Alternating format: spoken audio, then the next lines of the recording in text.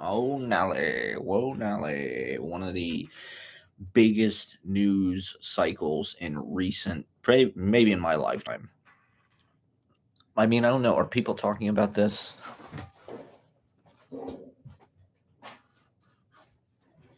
I mean, how can you not be talking about this? The Epstein emails were dropped, or some of them. And wow, what a bombshell. What a bubba bombshell. Who would have thought Clinton blowjob would be the Chekhov's gun? I never thought there would be like a circle back to pay off the Clinton blowjob. Like, I never thought the Clinton blowjob was like, it's something I refer to a lot on this live stream. For the viewers, you guys, that I talk about the Clinton blowjob pretty regularly. Being a child of the 80s who grew up I was 12, 13, 14 years old when Clinton got impeached. And, you thought Bill Clinton was just this kind of rotting, like, he's still alive, but he might as well be dead in a way. Like, Clinton has been so, just smeared and relegated to the background. And he's sort of emaciated. He had this heart surgery that kind of has made him kind of this wastrel. I don't know. Am I using that word properly? Let's look it up real fast. Wastrel. He's just wasting away. Well, a wasteful or good for nothing person.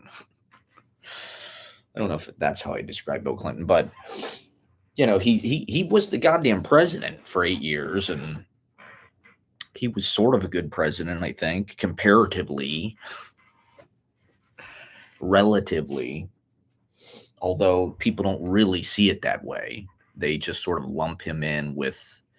He's just, you'll hear more Democratic president names when people are talking about how shitty our government. Oh, it's the Clintons and Obama, and the Bushes. It's like they're not really comparable, to be honest. But to be honest, I think Clinton really does get smeared. I think there has been decades-long attempts to just trash their whole brand, and it's worked. And so I don't know. This is is this the beginning of the rehabilitation? First of all, I don't really think that Trump gave Clinton a blowjob. It was something that was just sort of tossed off. I don't know if people have seen this. Have you seen the emails? Have you seen I think it's Epstein's brother says something about there's a photo. Putin has a photo of Trump slobbing on Bill Clinton's knob. We just thought there was a P-tape. We didn't really think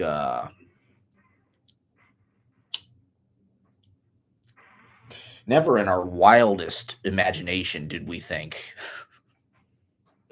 Dirty Donnie would be giving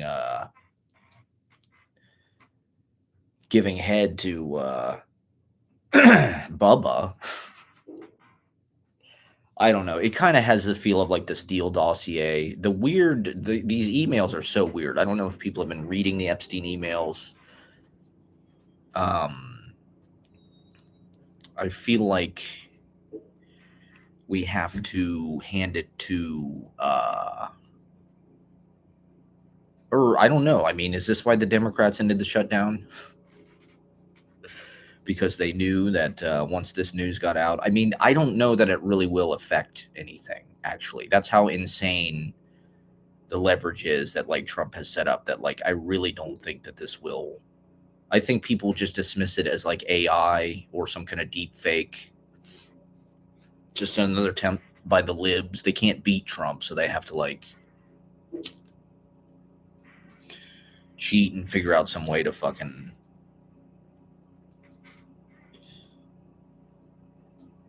So I just had to jump on and talk about this. I mean, it's such a crazy fucking. I'm seeing it all over Twitter. It's this is one reason why I got back on Twitter. And I hate to say it, but in a weird way, Twitter has gotten better. I don't really attribute that to Elon Musk. I will say now Twitter has like a For You page, just like TikTok. The thing that sucked about Twitter was like it was almost like you're just locked in, like this kind of claustrophobic like box. It's like you're in a shipping container with like the same six people that like you don't really know.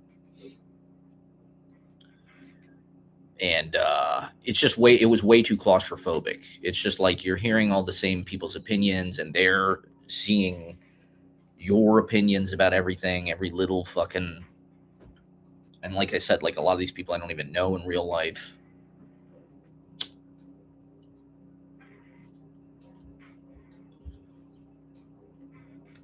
Now there's a For You page, which that's the thing that is really great about TikTok is like it's really not about anyone you know. Like I don't see any videos by any of my friends. None of my friends, as far as I know, are even on fucking TikTok. Whereas like Instagram is just like this totally toxic chamber of like envy and FOMO and humble brags, and it's just like self-advertising and cliquish kind of like reinforcement of people's like social schematic or something. And Twitter is sort of like that, but now that there's a For You page, that's what these apps don't understand is like they're shooting themselves in the foot because like you can there's how many people are on fucking Twitter? A billion? It's hundreds of millions of people at least. And so like to only see the same like 150 people that you follow or whatever is like insane. And it just gets real. Okay, there's 611 monthly active users on X. I'm not going to refer to it as X because it's just too vague. Nobody knows what the fuck that is. Everybody knows it as Twitter. And so my user experience has actually gotten better, I would say. I got my screen report today, right? My screen time is way up. I'm not really sure why that is, but I actually, believe it or not, I use Twitter more than TikTok this week. I mean, I'm sort of a famous TikTok addict. Friends of the live stream will know that. I'm sort of like, TikTok is my life. But somehow this week, I actually use Twitter more than TikTok. So that's just a testament to the change in the user experience, in the interface and shit. And I don't know. I feel like for my job, I need to be on Twitter. I need to see, for better or for worse, the literary world is on Twitter, or at least, the people who are sort of, right wing or whatever, right wing sympathetic are still on Twitter. The edge lords are still on Twitter, but like there is a lot of literary. It's for writers. That's why it's so fucked up that Elon Musk bought it because it's like it really is a great platform for writers. And so to have it be, by the way, these are not children's clothes. I had somebody, I know this is like these are rabbit ears, but like they're not children's clothes. It's Ashley's fucking clothes, okay? She's 25 years old.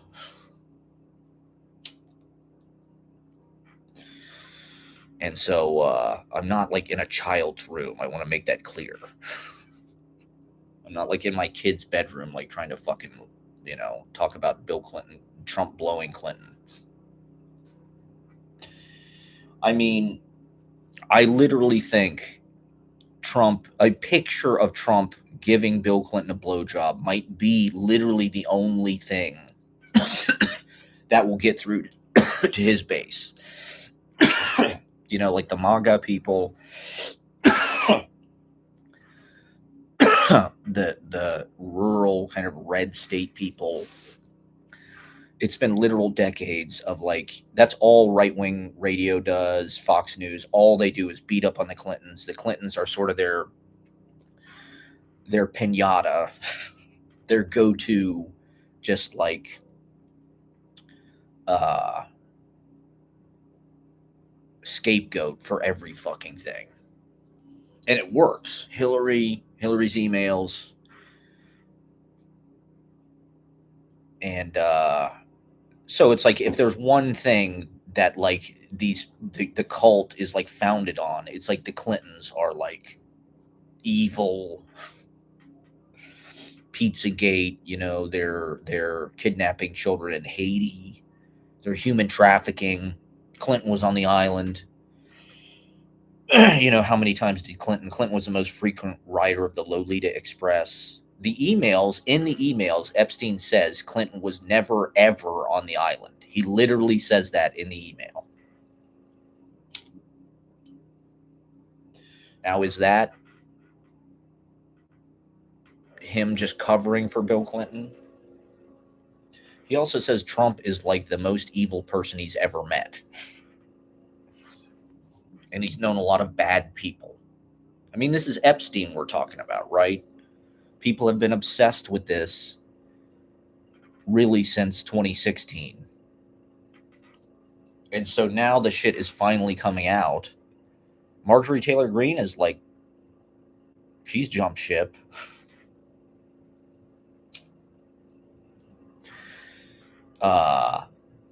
Trump's excommunicated Marjorie Taylor Greene. I mean, she was just on Real Time. So she's practically a lib anyway at this point. Um,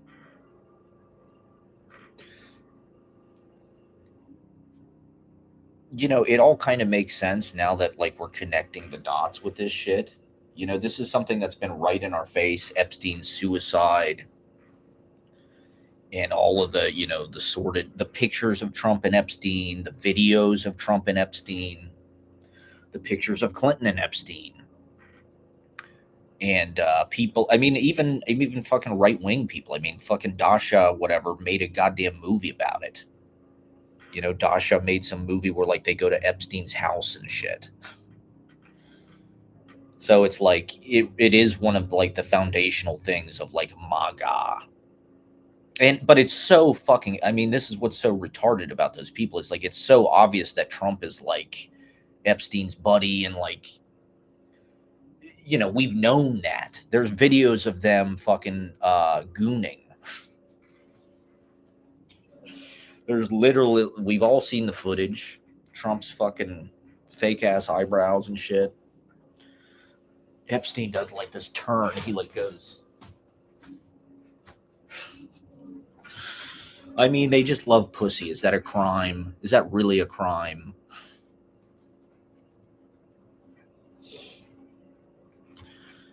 Now Megyn Kelly is doing fucking backflips to claim that they're not pedos.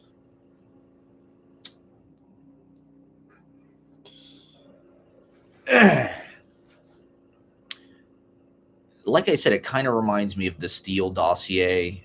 The Steele dossier had the same kind of like weird. I mean, is this just how these people are like? These are like the most successful people on planet Earth, and look at how they email. They misspell everything. They're cretins. They don't even attempt like grammar. This is one reason why I write the way I do. Because I see the way that people text message and the way that email, and it's just like the English language is just like liquefying. It's like melting down before our very eyes. Are you hearing that? Check one. Are you hearing that fucking drilling out the window? Isn't that nice? We're just getting started here. I mean, this is like Christmas for people that are, I mean, like I said, I don't really know that this is going to bring Trump down. Everybody's like, this is worse than Watergate.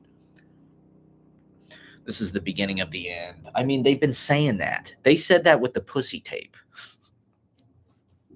Everybody thought that was the end. For any normal person, it would have been. And so here we are, what, 9 years later. I don't know. I guess we just need to take our medicine.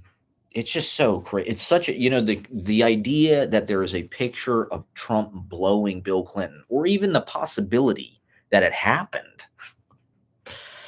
is like such a mind fuck. And it's so like hyper real. Like I haven't felt this way since like the early days of Trump.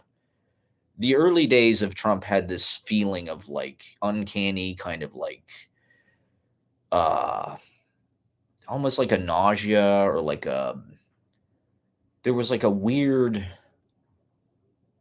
it was unsettling, but it was like it was so hyper. You couldn't believe your eyes. This is one reason why I think everybody thought, everything was a simulation because everything was so it was so surreal. It was hyper real. It was like how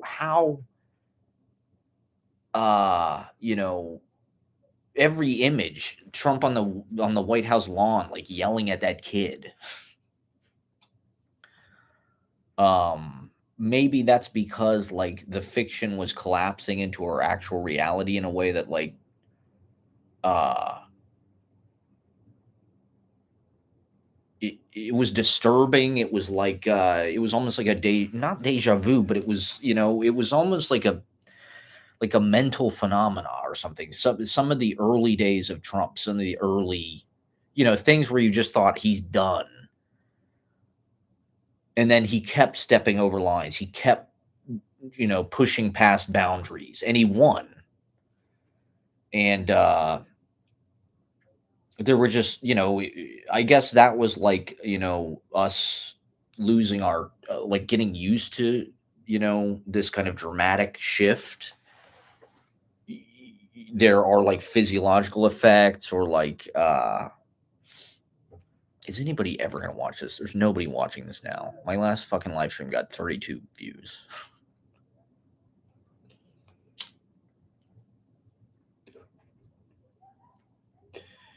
Meaning I just don't think people clicked it later. And so it's like, I don't give a fuck. Who cares? It do it for me. These things need to be said. I've been walking around with this for a few days. There's all this shit I wanted to talk about. I've got a whole list of things. Halloween is misplaced creativity. So, but this is like to me, it's a huge story. But like, I'm not even seeing it. Like, is it even in the fucking New York Times? No. Okay. Epstein emails spotlight New York's former power players. You'd think Bill, you know, current president gave a blowjob to former president would be like that's the headline of the century, if you ask me. But maybe it's just a little too uh, incredible without credibility. I mean, it hasn't been proven. Like I said, it's just one line in the emails they've released. Let's look up the Steele dossier real fast because it had kind of similar. The Trump Russia dossier is a controversial political opposition research report on the 2016 presidential campaign of Donald Trump, compiled by counterintelligence specialist Christopher Steele. It was published without permission in 2017 as an unfinished 35 compilation of unverified and potentially unverifiable memos that were considered by Steele to be raw intelligence. I mean, these Epstein emails are real as far as we know. But I mean, we're living in a era where everything, people just believe the news they want to believe, and then the facts don't even matter. They'll just figure out whatever opinion they need to sort of like justify it. So, it would be very easy to fake these emails. Really, I mean, let's see here what the DNC saw. The language of it was so weird, and it's a lot like the language in these Epstein emails. Can I just get the dossier? Where's the dossier? Compromat. I mean, this was the one where they said he had golden showers or whatever, I think. It was a similar kind of like bombshell, but it kind of went nowhere. It seemed fake. When I read it, it seemed very fake. That was my initial impression. The Epstein emails don't seem fake. Like it does seem like those guys, that guy wrote them. Apparently, Epstein was on at the White House. He had Thanksgiving with Trump in 2017.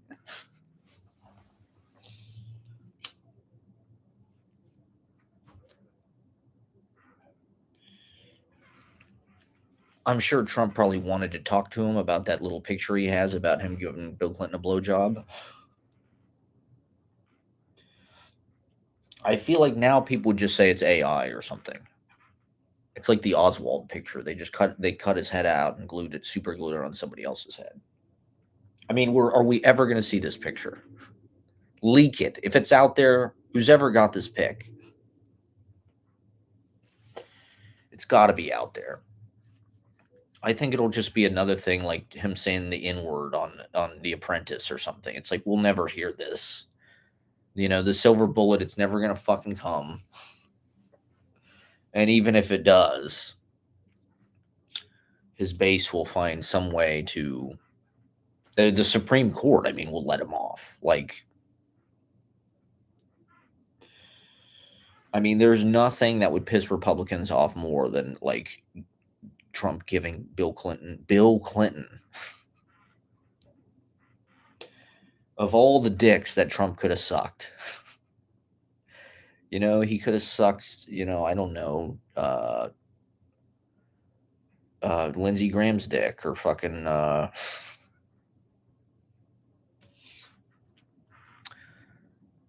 who does Trump like? He could have sucked Putin's dick.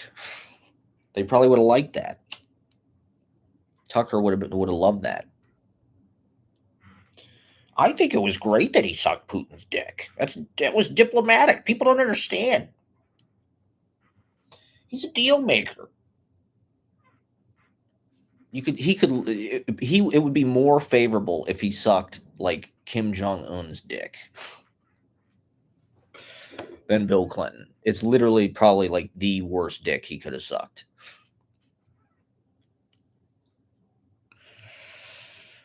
He could have sucked Netanyahu's dick or something. I mean, maybe he did. Maybe this shit really is some fucking crazy eyes wide shut shit. I don't necessarily think Trump was like in love with Bill Clinton. There are people that are sort of like, oh, that's what this is about. Like, no wonder Hillary, it was so personal. A lot of people sucked Bill Clinton's dick, okay? Not just Trump. There's no reason Hillary would be like particularly mad at if Trump did it.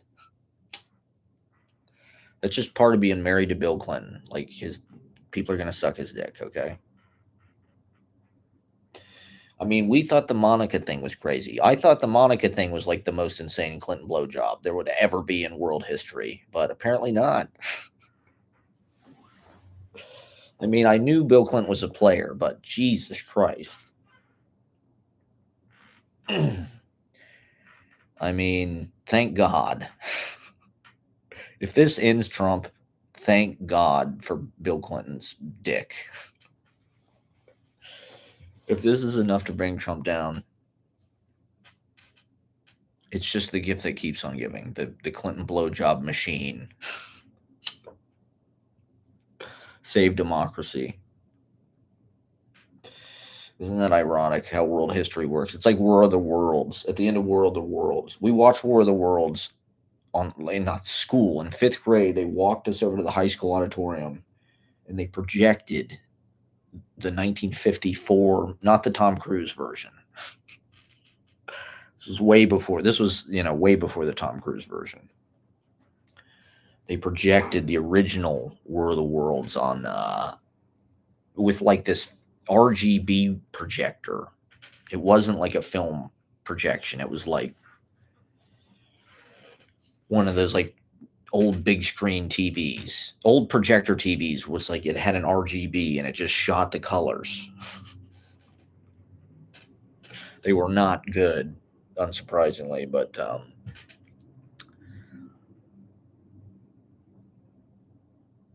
at the end of World of Worlds, not to spoiler or anything, these aliens are just completely destroying the human race. Like, we can't stop them. None of our weapons work. They're just fucking us up. They're killing everybody, and so it doesn't look good. It definitely looks like humanity's going to get wiped out by the aliens.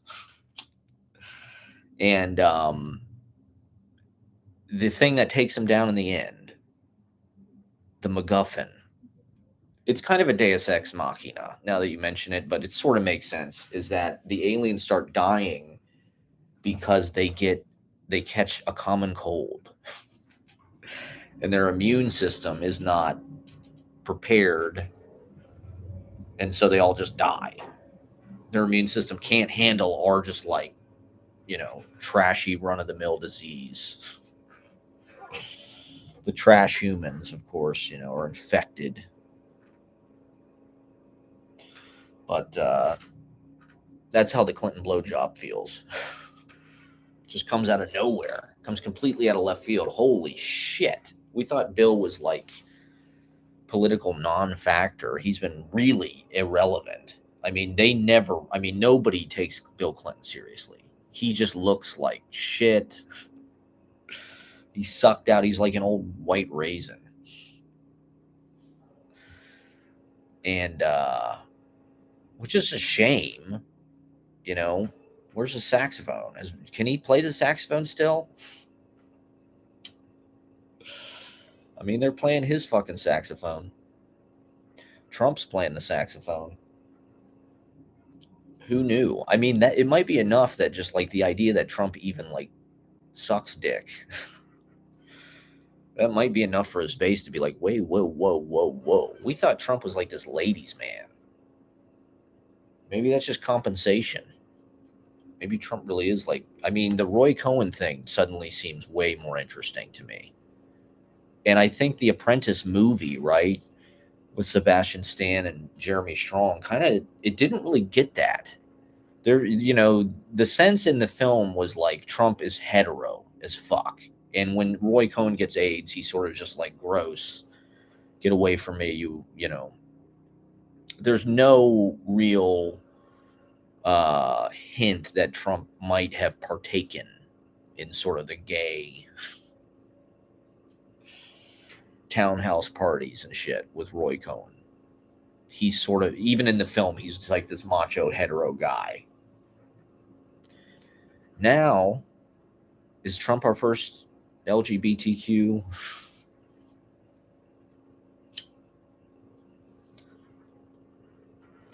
I mean, Trump is like a drag queen. Look at all the makeup he fucking wears. I mean, not that that makes him gay, but there's that guy on TikTok who he like pantomimes Trump like as if Trump were gay. It's like a gay guy, and it's like the shit that Trump says, it's like it really does feel like pretty gay. He's talking, not that that's a bad thing. That's not a reason that's like a negative thing against Trump. He can stop pretending, okay? He doesn't need like the Melania and all the porn stars and all this fake. Yeah, I paid Stormy Daniels. Yeah, I fucked her while my wife was pregnant. I definitely wasn't sucking Bill Clinton's dick. I was grabbing women by the pussy. They love it. I love grabbing women by the pussy. I mean, who the fuck knows? I think Trump's probably just into everything. Well, okay. Were the conspiracy theorists right? The idea that, okay, I saw an interesting video about the reason why rich people are like into these weird sexual like hazing things, or just like they all partake, like the idea that there's some kind of like eyes wide shut parties happening. I mean, look, they killed Stanley Kubrick. um he was in perfect health when that movie came out, and he died like 4 days later, just like out of the blue. Like, I think it's possibly legitimate to think that Stanley Kubrick was fucking killed for trying to blow the lid on these secret, Hellfire Society kind of sex parties. Well, the idea is, okay, if it's a way of sort of like solidifying like a group bond. We are different. In order to be a member of this elite class, you have to humiliate yourself. You have to do things that other people are not willing to do. That is a hazing ritual to sort of like initiate you. And the humiliation is necessary because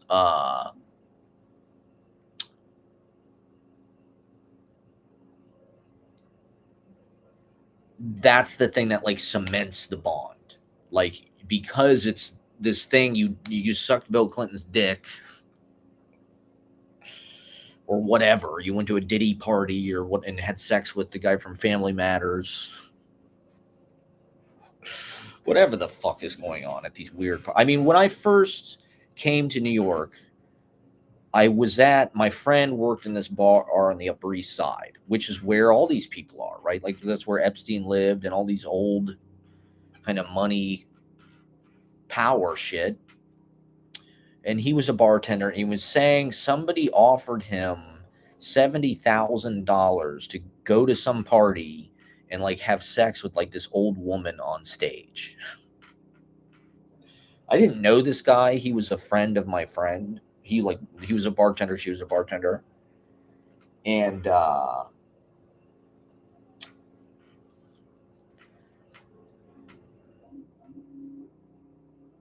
that was a little spooky to me as somebody who was just moving here and just sort of was like I don't know, scared of life. I was like, huh, that's kind of weird. That's kind of unusual. Never heard of anything like that really in real life before.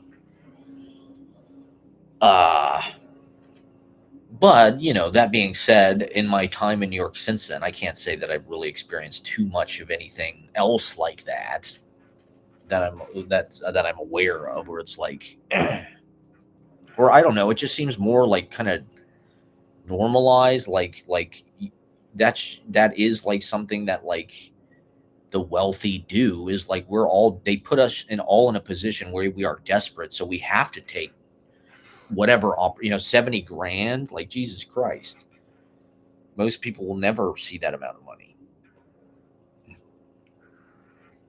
And there's yacht girls and they subjugate people in other ways. I guess, in the extreme upper echelons of society, maybe there is the possibility that, like, yeah, these people are into freaky shit because they can have everything else. They want somebody to shit in their mouth, or they want to like go big game hunting for like endangered species or some shit. Like, we watched this movie the other day, The Pest, John Leguizamo. It's pretty fucking terrible movie, but it's based on this short story. I forget what it's called, from like the 20s. And the idea is they're just like they're hunting human beings. They pay this guy 50 grand. It's Jeffrey Jones, who he got busted for child porn. He had all this kiddie porn. Jeffrey Jones from Beetlejuice and Ferris Bueller's Day Off. So they really cast the right person for this role, because he's like the big game hunter. He's chasing John Leguizamo around the whole movie. The idea is if John Leguizamo survives, he gets like 50 grand or something. But it's sort of a metaphor for white supremacy and capitalism and this elite kind of 1% versus, um, multicultural immigrant diversity culture. The Pest, John Leguizamo is Latino, which in the mid 90s, that was sort of like unusual, I guess, for American movies. It was progressive, maybe, in a way. Uh, but he does a lot of racist. The whole movie is just like all these racist. He does an impression of like Chinese people and this and that. It's like, okay, can you hear me? Is that switch up to over here? This view right here. Um, and so, maybe these fucking people were right. Maybe this Epstein thing is a big fucking deal. And maybe it is like some weird fucking like The Shining thing where there's a guy in a fucking bear costume, like, subjugating himself to fucking, some guy in a fucking white tie and tails. And most, is that why we're being held down by the fucking lizard people? um,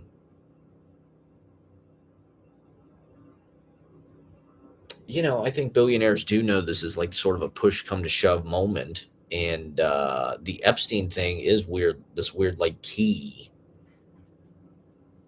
I do think they killed him. Now that this is out, now that the idea that Trump gave fucking Bill Clinton a goddamn blowjob, it makes sense that Trump would kill the guy in order to like not let people figure that out.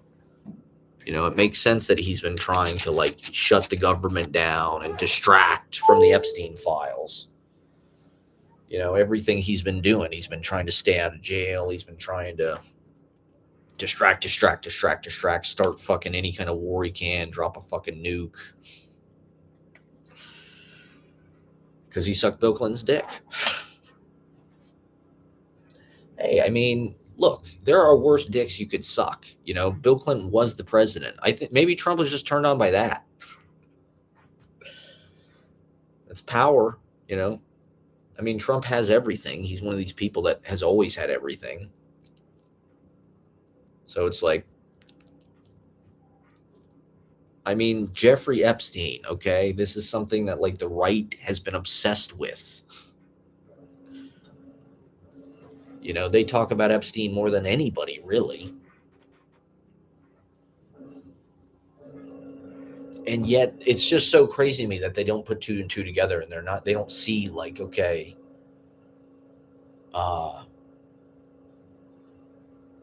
there's pictures of Trump with Epstein. Like they're buddies. There's articles from 20 fucking years ago where Trump is quoted as saying Jeffrey Epstein likes young girls. Like there's evidence. There's visual evidence.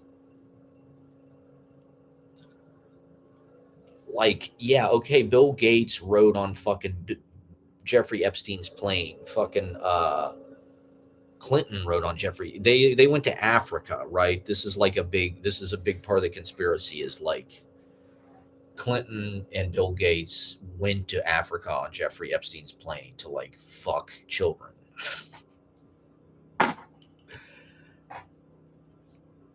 Which is like, that's not why they went to fucking. I mean, Epstein, in addition to being, a child molester, was like, a very high level financial, whatever the fuck he did. I don't even know, advisor or something. He was a lawyer, wasn't he?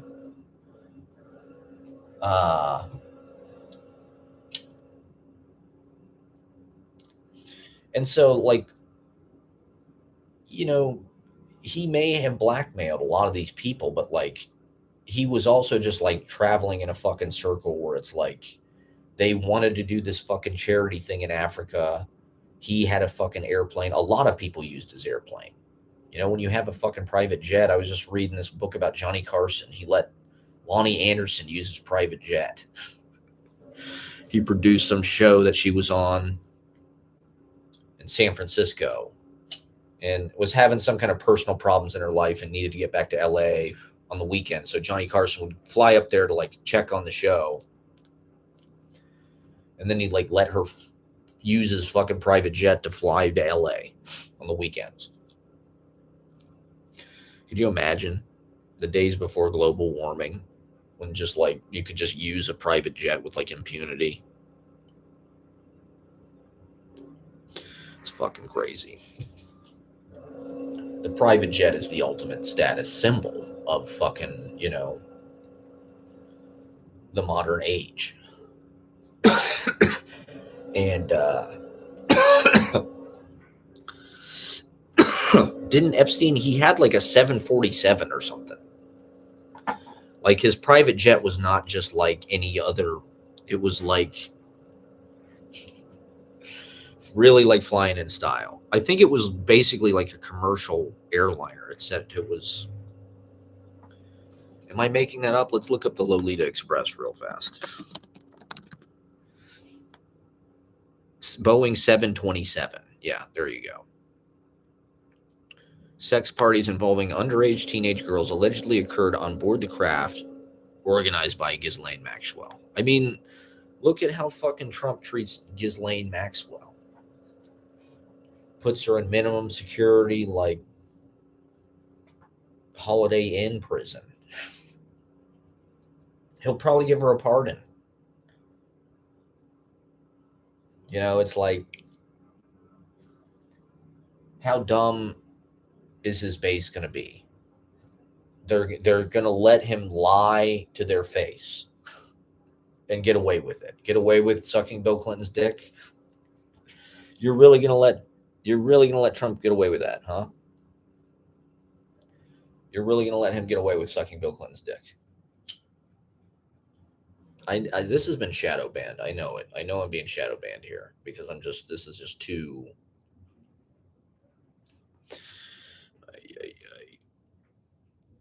I do have a dentist appointment tomorrow, believe it or not. 24 hours from now, I will be at the dentist's office.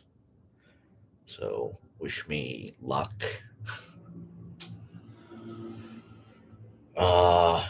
Yeah, I mean, to me, this is the headline of the century. We're going to take this. I mean, like I said, everybody on fucking Twitter is really on fire with this. Whereas I don't really seem to. I mean, I did post an Instagram story about it, and it has gotten more views than most of my stories.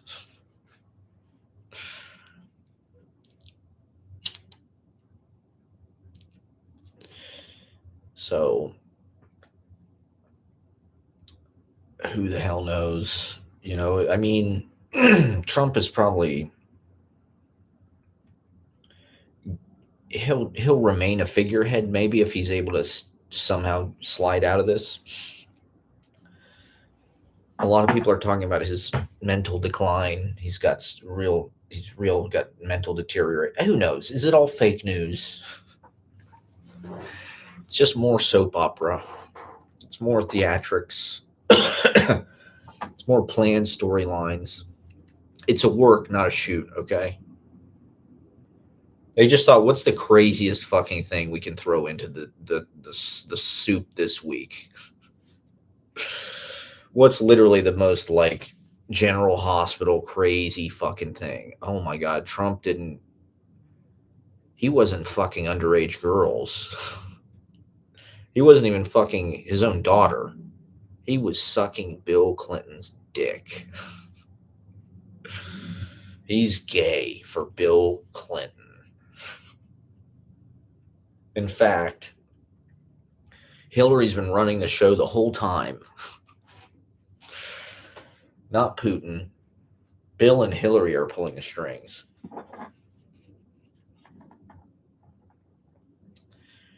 I mean, under what circumstances would Trump suck Bill Clinton's dick? I just don't understand. Like, it's sort of an offhand remark in the email. It sounds like a joke, to be honest. It doesn't sound like Epstein's brother is like necessarily referring to something that.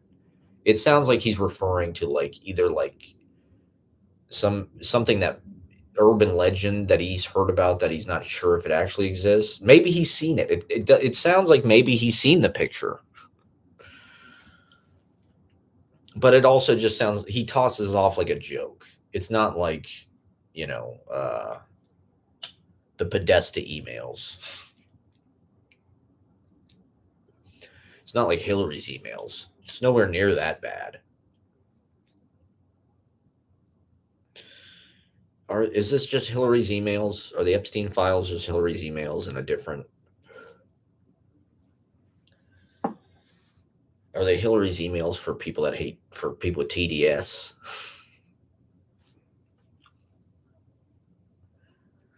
Sam Sater had a good one the other day. He said Mamdani derangement syndrome. They've got Mamdani derangement syndrome. These people think that Mamdani is, who are like infumed about Mamdani. It's just like, hey, that's America, man. We're allowed to elect whoever the fuck we want, and there's been socialism here. Like, if you're not a fucking idiot, you know that. Some of the better parts, they're he's not a fucking communist. Okay, this is something I wanted to talk about. Hassan Piker in fucking China. I didn't watch that much of Hassan Piker in China, but I just saw clips of it, obviously on TikTok. And there's one part where this guy comes up and hands him, I think it's a present, and he unwraps it, and it's Mao's little red book. And he's just such a fucking fanboy for communism and like Chinese. He's like, this is the most important book since the Bible. It's like he's being a little fucking naive. Like,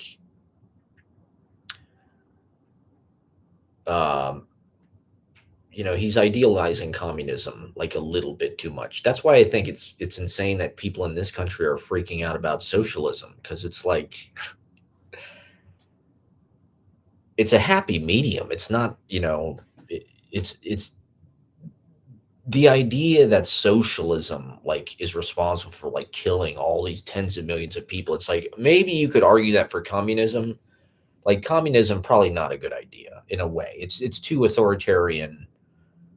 Whereas like, socialism, you kind of have a compromise. You have ideally like a good part of both systems. You have the opportunity for people to excel and gain and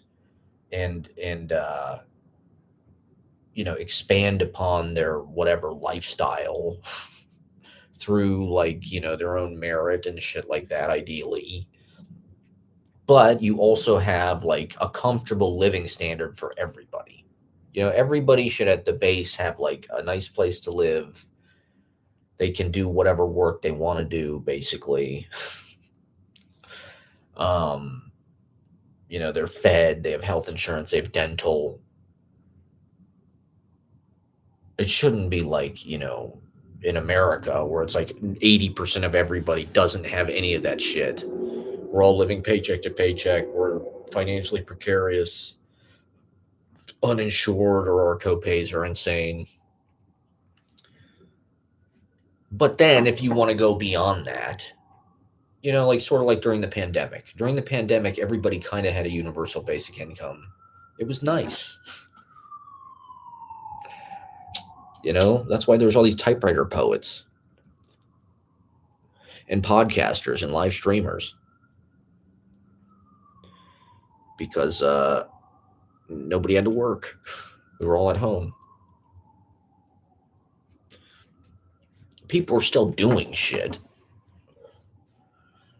I don't know. I mean, I guess if you give that to people, will they stop being motivated to go out and like do DoorDash and shit like that?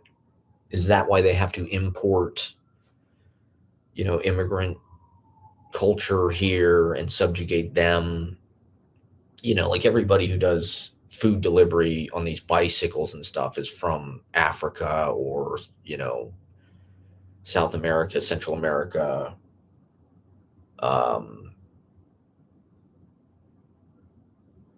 It's not a bunch of white hipsters, doing DoorDash, really, as far as I can tell.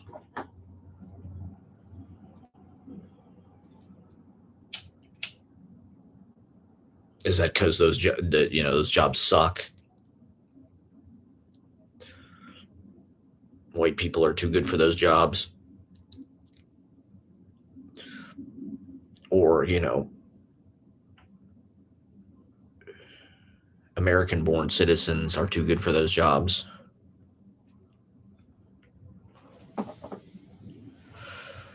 They want to get some kind of white-collar email job. They want to be artists. whatever.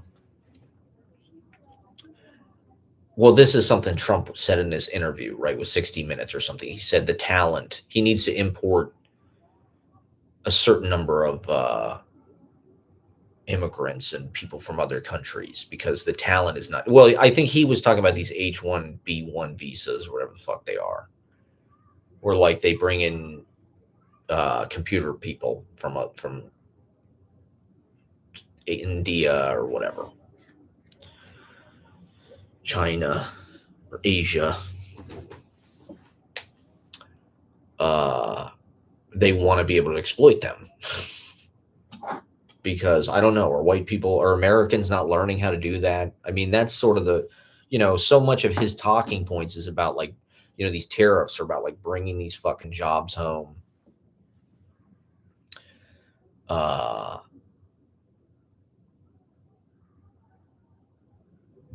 Getting American people to do this shit rather than people overseas, giving people a living wage and benefits. Uh, but then here's an example of like literally he's saying we don't have the talent here. We need to bring that's uh is that why Biden let all these people in? Because well the idea I guess was like our population was shrinking or something, so we needed to like boost the numbers, I guess. Because economically we need to compete and such, blah blah blah. People aren't having babies, so I don't know.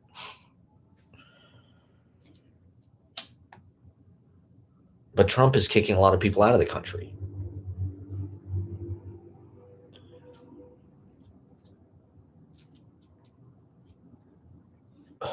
I don't know. I guess they want to get Americans used to doing like the worst jobs again, but they also want to exploit people who traditionally have good jobs, like programmers and shit, by bringing in people from other countries who work for less or something. So they're just devaluing the labor of everybody, basically.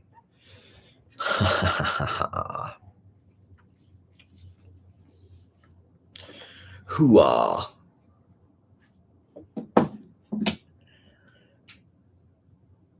Yeah, so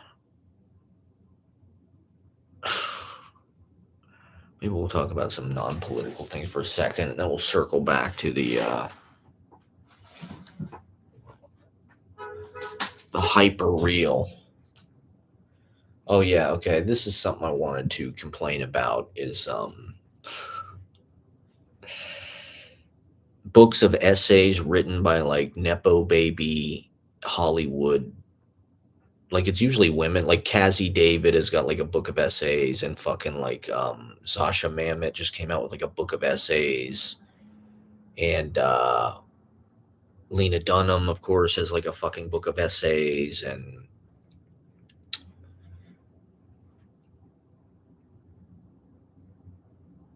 I good for them. I guess it's just like women are reading, and it's sort of like I mean, in the '90s, it's like every comedian had a book. Jerry Seinfeld, Sign Language. Paul Reiser had a fucking book. Bill Cosby had a fucking book. Uh, I guess women out there who are literate who watch Girls or I don't know. Cassie David has written for Vogue and for shit like that. I don't know. Does she have a piece in the New Yorker? I don't know. It's just become like another uh it's such a glamorous thing to pretend that you're like fucking Joan Didion or whatever. Like you'd rather be that. Or like Nora Ephron, I guess, is another person who had sort of like books of essays, was like a magazine writer. These people are Hollywood royalty and they get what they want and they're sort of hip. I mean, Cassie David dated Pete Davidson. Has she done a show or anything like that? I don't know. She's kind of hot. And it's like Larry David is just such a big fucking star that the idea that he has like this hot daughter. Imrata has got a fucking book of essays, right? About her body or whatever. which is awesome. Like good. I'm glad. Like good women. Like that's what they idealize. Is like they want to be serious writers. Like they're Dorothy Parker or something. They're sort of humorists. They're essayists. They're New York kind of columnists. In the modern era and the girls era. That's cool. But it is also just another fucking nepo baby, kind of like it's just rich people sort of like reinforcing their own dominance and preserving it, prolonging it. It's very hard to get those opportunities as a outsider or as somebody just trying to pull yourself up by your bootstraps. You got to prove yourself by having shitloads of Instagram followers or just like making something that captures the world's attention. I was reading this thing the other day. I forget what it was, but it was talking about how Walt Whitman had all these like publicity schemes to like get people to listen to him. How hard it is to get people to listen to you. Case in point, this is a perfect example.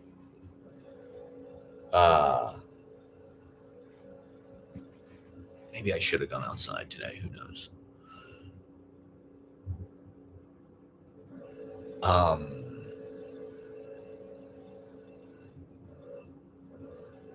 Yeah, just like, the things now, we're all like in this, it feels like we're in some kind of like virtual bazaar. I'm picturing like, how in Life of Brian, there's like, they're in this like bazaar, this marketplace, and there's all these guys just like shouting, standing on, you know, rugs and like shouting whatever their prophecy or their sort of dogma or their gospel or whatever the hell it is. And there's sort of entertainers, they're preachers. That's what the internet feels like now. It just feels like this marketplace full of people just like shouting, trying to get your attention with their takes, with their mantras or their fucking like narrative. How do you get people to listen? Now more than ever, you're sort of like in the face of everybody trying to do this. And so it's so obvious who's like successful, who's not successful. But then there's the algorithm that's sort of like playing with our dynamic too. And so you got to have a big audience. That's all that matters. How many clicks, how many followers, how many likes, how many views. Uh,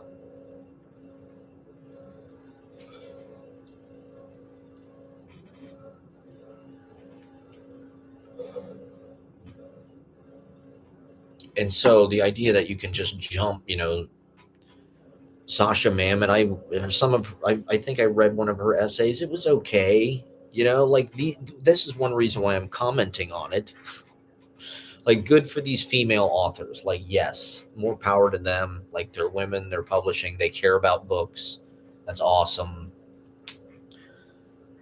Better that than I don't know,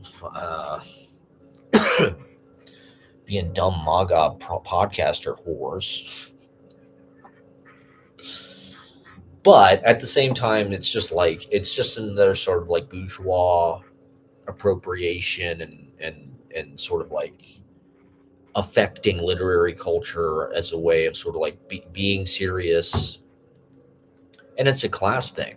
I mean, who has time, who has space, who has platform to pontificate? Why should we listen to fucking, Sasha Mamet? Or I mean, I think it's about women telling stories and furnishing their worldview, and that's important.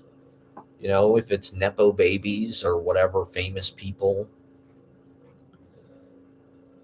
I guess that's just the way it's going to be. It's sort of it's an ironic, complicated, contradictory kind of oxymoronic thing where it's like, well, yeah, it is expanding the like the the range of voices and the representation.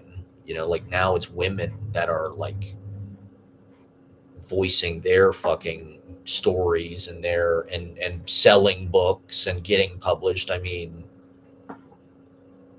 are there nepo? I mean, I don't mean to pick on women, Men don't read anymore. Did Lucas Pullman write a fucking book of essays that I don't know about, or Jack Quaid? Who are the male nepo babies? Somber, is he a nepo baby? Where are the male nepo baby essays? Okay, collections. Um, it's an interesting career move, to legitimize yourself. Well, David Mamet, right? I mean, I've read tons of David Mamet's essays. Some of my favorite shit is just these David Mamet essay books, writing in restaurants, and I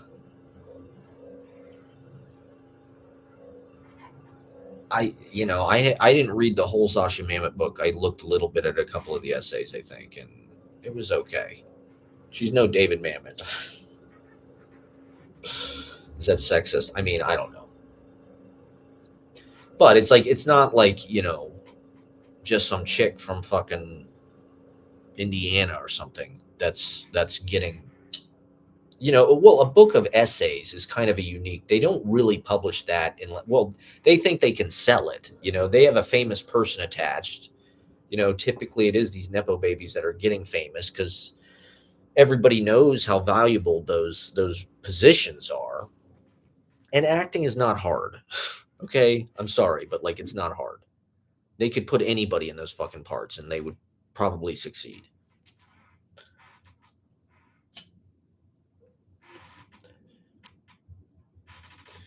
And so I was just reading this interview this guy was talking about in the movie business, like they need you to be famous. They need a famous name attached or else they won't even make your thing, or it won't go anywhere. It's like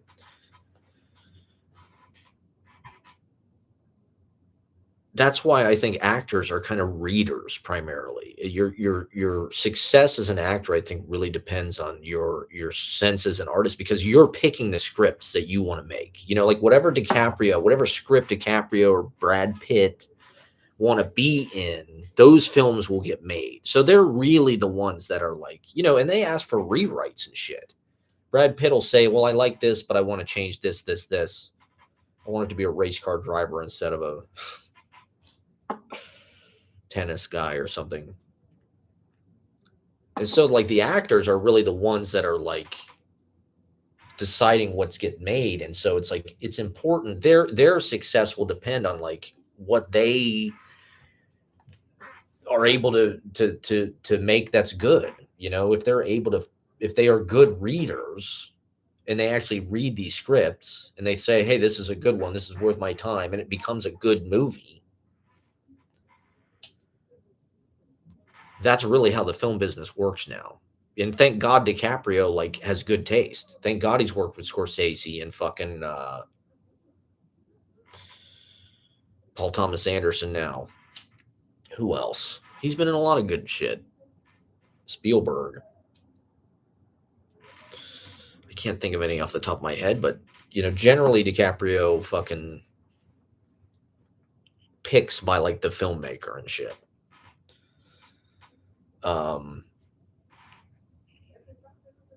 But he's a hip guy. His dad was like this underground comics hipster. And so I think you feel that, that's one reason why DiCaprio is successful because he makes good movies. Like he's famous, so people go see him because of fucking Titanic. Every fucking movie DiCaprio ever does, like it'll make $100 million because of fucking Titanic. And there's just there's generations of people that are just like hypnotized by him because of fucking Titanic.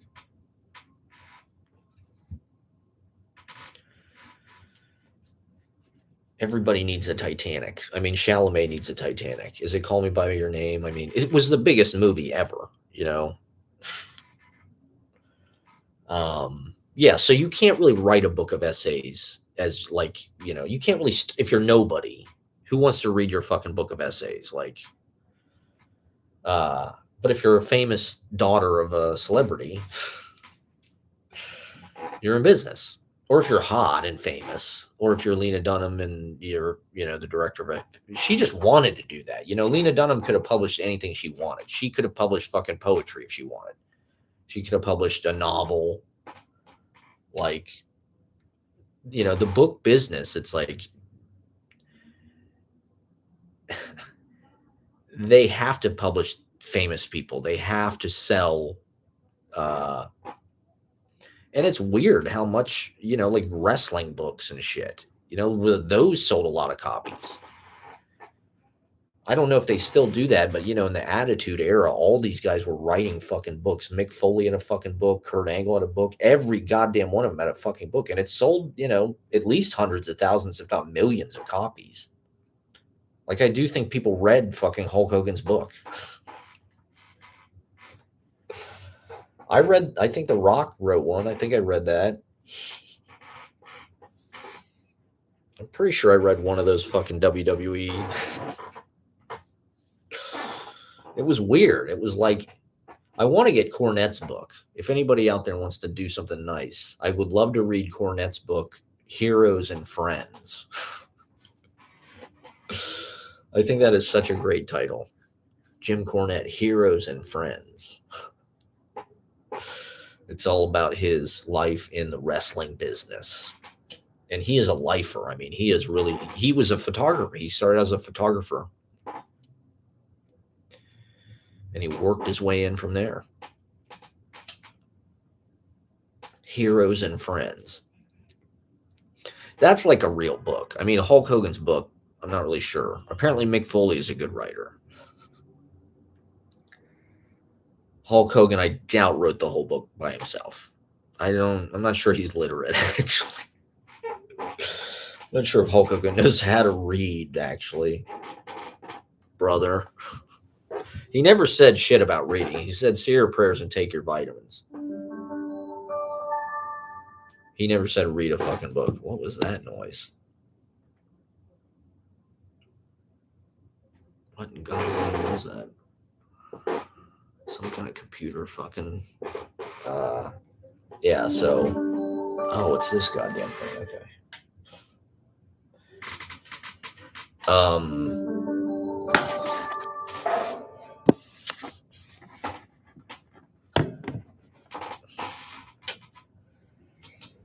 So I don't know what's more legitimate, Hulk Hogan writing a book or Sasha Mamet. I don't know. Well, when I'm reading the fucking essay, I'm not like, this is so like mind-blowingly. It just sounds like, another person kind of mulling over their thoughts. I think it was some essay about she went out to some club in the meatpacking district. It was like when she first came to New York, the first few times she like snuck away. I mean, it was, I read it. It was nice, but it wasn't like, fucking I Love Dick or something. It wasn't like some kind of super like innovative, interesting. It was just like any kind of college level good writer probably could have written that. There was nothing, and that's what I see with all of these books. Not that there's anything wrong with that.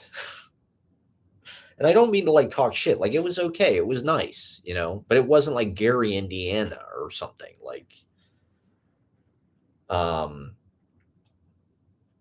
there was the same kind of voice. I don't know. And I like Sasha Mamet, actually. I think they're a good actor. I like their presence. And so good for them for publishing. I don't know. I just wanted to call out this trend. It's not necessarily me like talking shit about it, but as I don't know, maybe I'm more obsessed with literary industry than I am with life. Not that that's like you could write about that. I guess that's the point of this. This is like Variety. This is insider shit for the literary world. I don't know. as an observer and as a participant, I don't necessarily think I'm like a joiner. I don't think I really am like a person that's like a part of things per se.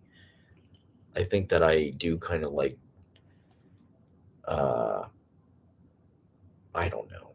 Maybe that's just an excuse, but the way the publishing world has seemed, at least from like the outside looking in my lifetime, it's just not set up really. I am like too uh, reminiscent of like whatever the old thing was. I think it's just like it's been progressive. All the book editors that I knew in New York were women. Uh, there was a girl I went to high school with who was like a book editor. I'm not really sure what kind of stuff she worked on, but like I knew these girls that were in a fucking romance novel reading group, and this was like 10 years ago. It was 10, a little over 10 years ago. So they were way ahead. Now, there's all this fucking stuff about romanticy. For those who follow this shit, as a writer, I guess I am, and particularly one who's like, in the stream of just like, I like being in the middle of the news cycle and the scene, even if I'm not really necessarily like a part of the scene. Like I because I can't, I'm not really like a dime square guy, I don't think. It's just not really. I'm too old. I'm prehistoric. And I'm just not. I've just never been like really a scene guy actually. I try to participate in certain things, like, and it's just I do it as long as I can, but um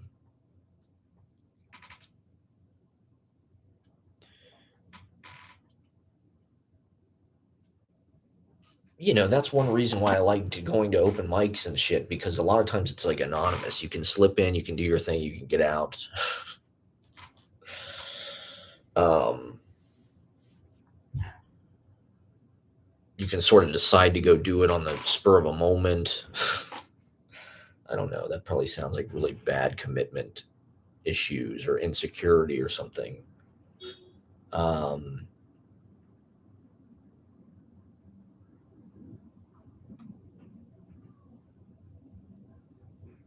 uh, but I love scenes and I love being a part of, public. I do want to be, I like being out with people and seeing what's going on. And so that's one reason why I follow, that's one reason why I'm back on Twitter, is to have more of sort of like, at least at a distance. That's kind of where I have to do everything now, is through virtual phone and shit. And so it's one way to sort of keep track of what the hell writers are doing and just see what's out there, see if it's actually any good, or uh, how I feel like everything I do is sort of like, it's my take on generationally what's going on as I go. I try to be as cutting edge as I can be, uh, and I don't really try to imitate what other people do, and except in my own way. Like I had this thing the other day about, I'm writing a novel. It's just screenshots from my phone. Every fucking novel felt, or everything that people write now just feels like I'm just taking screenshots, or it's like it's a bunch of fucking like,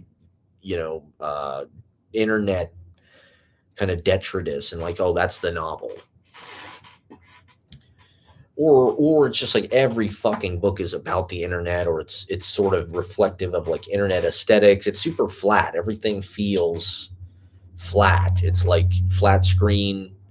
This girl just had this book come out, Flat Earth. These, a lot of these people are like smart people. I don't understand why they want to be like so disaffected, and there's sort of certain things that coagulate as trends, and there's like power in that, and there's force in that. And on Twitter, it's like I've got 280 followers.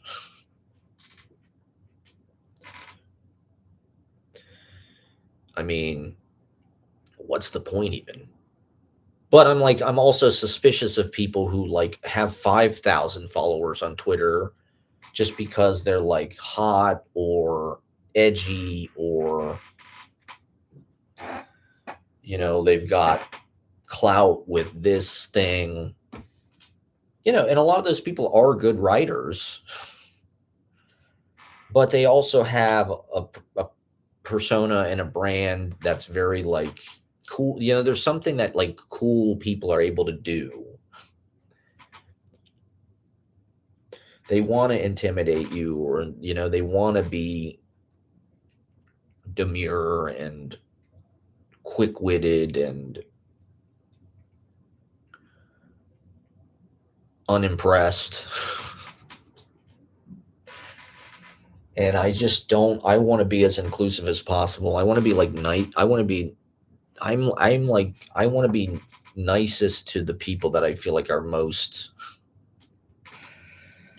looked over or something.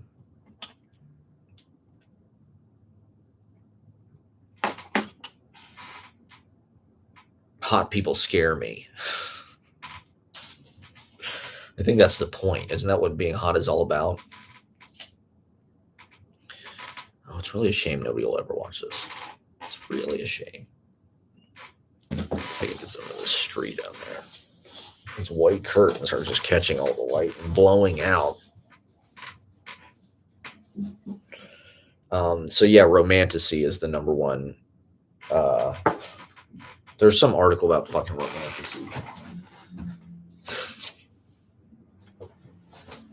I mean,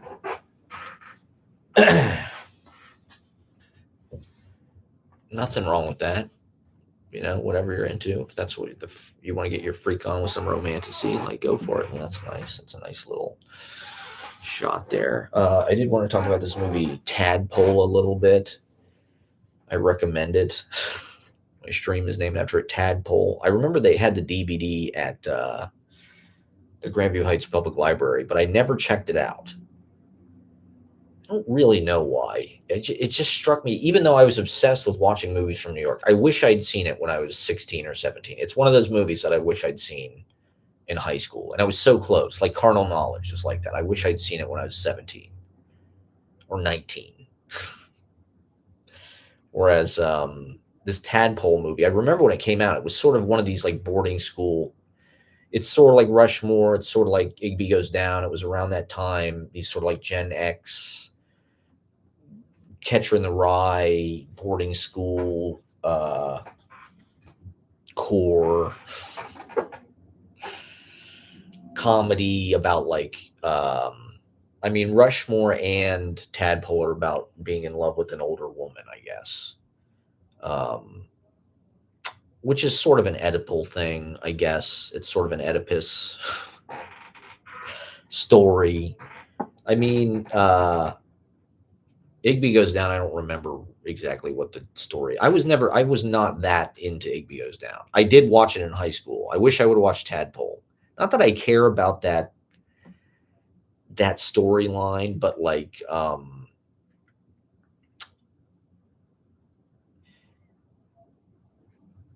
it's not really, the drama of the movie is that he's in love with his stepmother.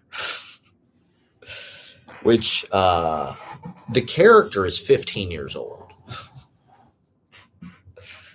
And the way that they treat, particularly the women characters, the way that they treat the issue of like sleeping with this, they all sexualize him. And one of the characters does sleep with him. And so all of the reviews on Letterboxd are just people that are like, "Oh, this is very uncomfortable, and it's really horrible how they make light of this kid who's sexually abused basically by a bunch of adults. They commit. If the genders were reversed, You just don't make movies like that anymore. Nobody, it's inappropriate, right? This is what the whole Epstein thing is about. This is sort of a big part of Me Too, is like in the age gap thing. And it's like, good, good, good. Like Lolita is no longer kind of like this lighthearted subject matter. It's like, it's fucked up if you actually think about what's going on in the story. And so the Tadpole movie, yeah, it's like looking at it through this lens, it's like, yeah, this is, this movie's like a fucking comedy. Like The Graduate, it clearly thought it was like sort of like The Graduate, it's like it's a young guy in high school. I mean, even in Catcher in the Rye, there's sort of like a hint of like a pedophilia angle where it's like he's asleep and he's asleep in the apartment of like his older teacher or something, and like he wakes up and the guy's like looking at him, or he's got his hand on his head, or he's stroking his hair or something. I don't remember exactly, but Holden Caulfield gets up, he's real uncomfortable, and he leaves kind of abruptly because the guy's an old creep.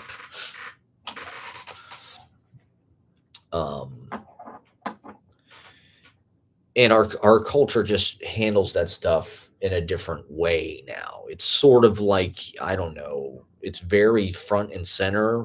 People are constantly, accusing people of being pedos, or throwing that term around, or talking about it. It's something that's very traumatizing to a lot of people, and sort of, it's not fun for anybody to fucking think about. And it's just weird to me how the culture is obsessed with it. And yet when it actually happens in instances like the Ohio State wrestling thing and Jim Jeffries or whatever that guy's name, or the Catholic Church, it sort of gets dealt with, but also like that's not really what people are focused on. They're focused on the Epstein thing. It's like he's sucking Bill Clinton's dick, okay? um it's horrific. It's horrific. This movie is not really about that. The kid wants to sleep. He has some kind of fucking mommy issues. It's not really explained, but that's what the movie's about. It's sort of a classic trope. And it was made, I think, in like 2001 or something. And so it's like that was, the idea that like a young guy, I mean, even in fucking That's My Boy with Adam Sandler, like he sleeps with his teacher, and it's like looked on as like, yeah, like this fucking teenager like got this older woman or whatever, like hell yeah, he's a fucking pimp. It's like the attitude was sort of more like, shit.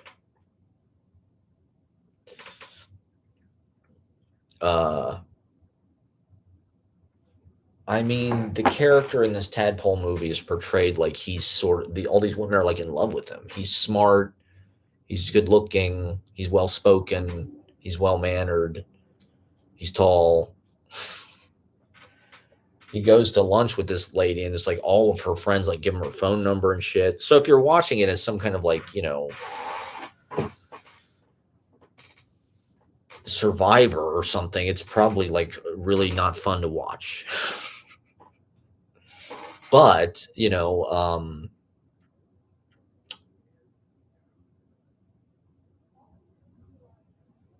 I've never like been into older women. It's not my thing.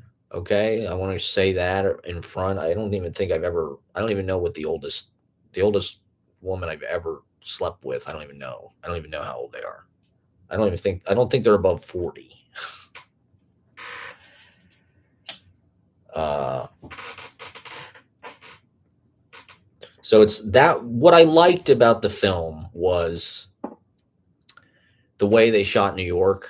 I thought the guy shot New York better than probably about any of these movies I've watched.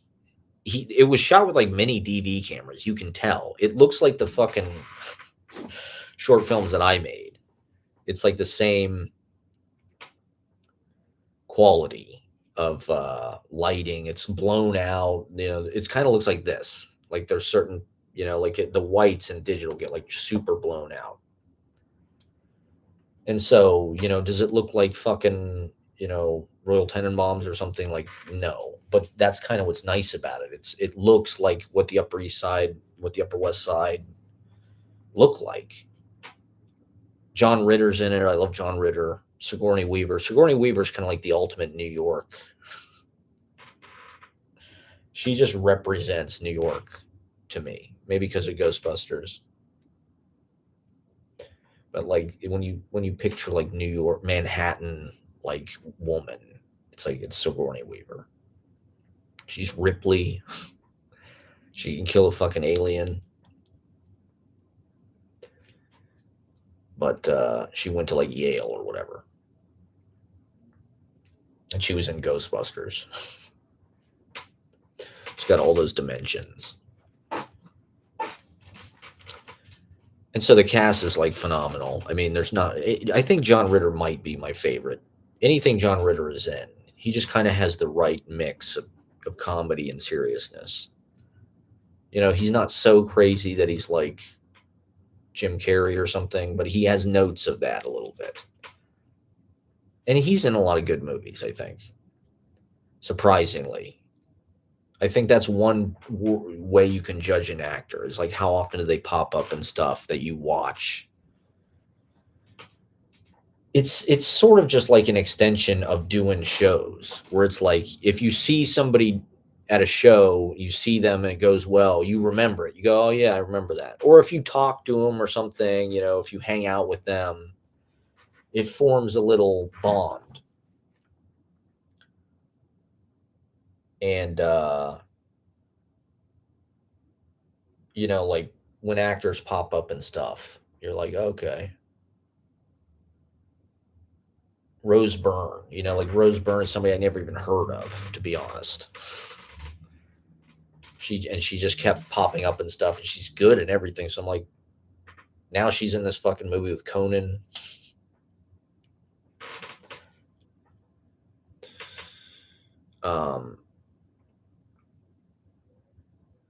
I'd rather be seeing fucking live shows, but I try to take the approach with these movies like I'm just like trying to study the it's like publishing culture, like what who's doing what, who wrote what. This guy that made Tadpole, he died. He made a bunch of movies, all of which are very different. He's just sort of like a for hire director guy. He's not necessarily, but I don't know. It was well done. The way we use the music. It was a nice mix of like a guerrilla approach, but it was almost like a Whit Stillman movie. I don't really like Metropolitan that much, the Whit Stillman. But this was sort of like my Metropolitan. The John Ritter character is a teacher at Columbia, a professor, and they go into the fucking fairway where I get goddamn cherry Danish on Broadway in like 74th. So it was one of those things that's like a lot of these movies, you're like, it pops up kind of like once you've sort of like visited that place in your life. It's almost like you're manifesting the movie or something. You're like, whoa, that was just there. And now it's in this fucking movie. Like subconsciously somehow or something. Or like, I don't know. It's like it's not possible for you to see. I don't know. It's not possible for you to see that movie until like maybe there's a reason I didn't see it in high school. The one thing I will say about it is there's no third act. The movie it could have pushed it a lot further than it did. Let's just say that. Maybe it's good that they didn't, but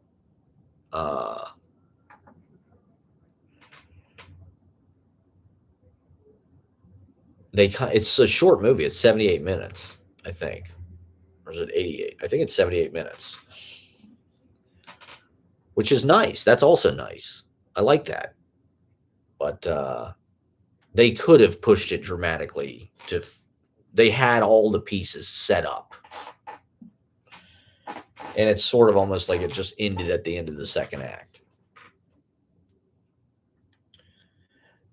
That's one thing I don't really like about movies and storytelling is it is like this machine of like you set up these kind of dynamics, which are the characters, and they sort of there's only so many different ways that they can pay off, and it means something how you get them to pay off. Which characters win, which characters lose, which characters get what they want, which characters don't, how it goes down. It's almost like a game. Uh, because that's at least when you're creating these dramas that like have conflict and stuff. It's like, well, this character wants this. He wants his stepmother. He's in love with his stepmother. And it's got all these Voltaire quotes, which are super interesting. For fans of Catcher in the Rye, I recommend Tadpole.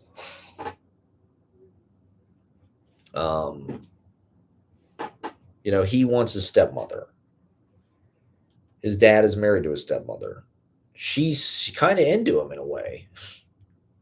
There's all these beautiful speeches. She's some kind of heart doctor or something, and so there's all this beautiful like language about. It's really well written. It's very well done. I was surprised how much I liked it. So, but it's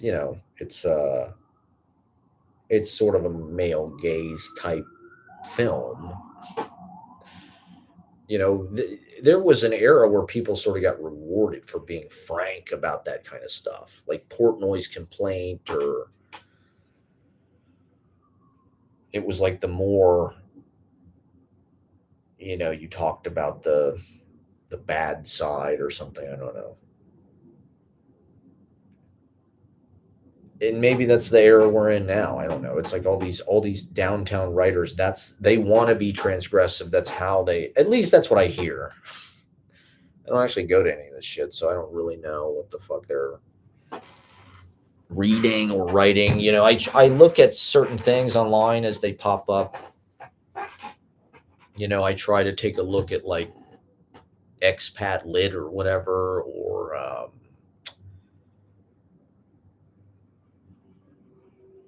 every once in a while just look to see what the internet fucking kids are doing.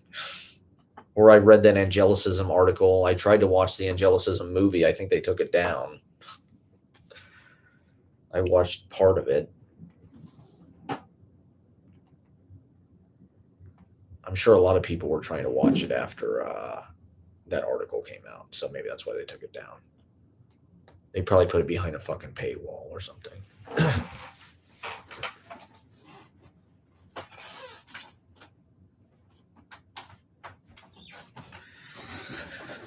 Oh, yeah, I do have a reading coming up, believe it or not. December 19th.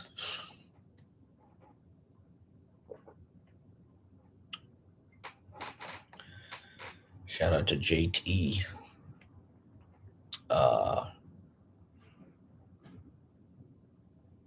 It's at some gallery in Park Slope. So, I try to get my message out in my sort of like exennial zine fucking Sammy's dot hand to hand, face to face way. And that's the way I use this. I just want to use this. It's a direct attack. I want to get the most content out the cheapest, most instant way possible. Talk about everything that's interesting. Talk about Trump sucking Bill Clinton's dick. Talking about, not that there's anything wrong with that. Nothing wrong with, we're not shaming him. Okay, not kink shaming. Talking about tadpole. Talking about what else is there? Okay, let me check my itinerary here. Yeah, this reading coming up. I'll be reading some shit. I'm gonna try to do a good job. Oh yeah, Halloween and misplaced creativity. Let me talk about this for a second. This is how old these notes are. I mean, I love Halloween, and I guess I have already harped on like how it's sort of like people hold on to it, but thank God they do. I don't know. It makes the world more fun. Say what they will, at least we. But I do think it's misplaced. It's almost like being in a cover band. Halloween. It's like people spend so much effort on their fucking Halloween costume and they put so much energy into that. And it's like, why can't we have a Halloween? But like, I mean, I guess you can do whatever you want on Halloween. It is a DIY holiday. And it is sort of like the art project of the year, probably for most people. Like, I got to put a costume together. I'm going to go out, be around. It's probably the most artistic thing. The last human, like, kind of carnival. But I also think it's part of our culture's obsession with like brands. Everybody's like a movie character, or uh, they're dressing up as some kind of iconic intellectual property. Basically, they're free advertising for. I mean, I don't even know, pirates. What did most people dress? What were people dressing as this year? Uh, Cops. I guess that's not really like a movie character. Mario Brothers. See a lot of that. Uh, I don't know. Not that there's, and so it does feel like it's a wasted, or there should be another holiday or something that's like an original Halloween. Or I think this is just indicative of our culture in general, where it's like we're sort of cloaked in this corporate, you know, identity, where it's like whatever's most famous, whatever's culturally dominant, wherever you go, kind of homogenizes everything. And the local, the independent, the original, it's like you have to be in a cover band. People would much rather hear you play whatever Pink Floyd songs or whatever than. I wonder if my audio is even working. Maybe that's one. Maybe that's why people aren't watching. Let me check this real fast.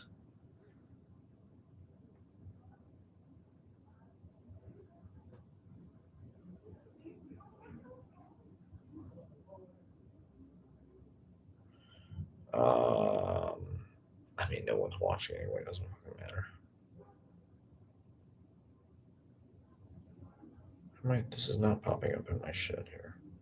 Okay, here we go.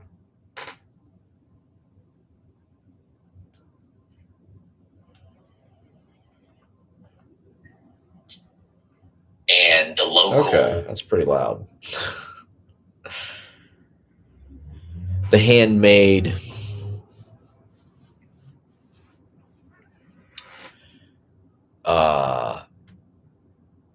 I mean, to some degree, like things like Instagram do re-energize that influencer culture. I think it does. It is sort of like a local culture in a way. It is sort of like a non-mainstream, it's coming more. Like people go on Instagram to look at local businesses, restaurants, try to find events, whatever it is, shows, art gallery stuff, culture. I do think people pick their own culture now, and a lot of it is local. Maybe it doesn't have the same kind of, imprint or footprint as a Taylor Swift Eras tour or something, but like, people are doing gallery shows, they're doing readings, they're doing, music stuff. They put it on YouTube, they put it on Spotify, they put it on Instagram. Comedians are on Instagram, TikTok. People on TikTok are getting on fucking Saturday Night Live. Saturday Night Live is making TikTok videos. Hassan Piker is fucking, worshiping China.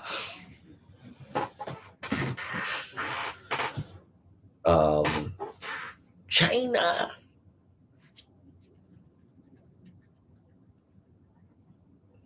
I think China is ahead of us. I think they are more advanced than us. It's good that he's exposing that. I would be interested in seeing his live stream, but I think he's being naive about communism and he's like, it's what I love about capitalism. Next to it's like they have, like this government owned whatever, and then they have Gucci. So he gets the best of everything. It's like, okay, but then isn't he Islamic? Wouldn't they put him in jail or something? I don't know.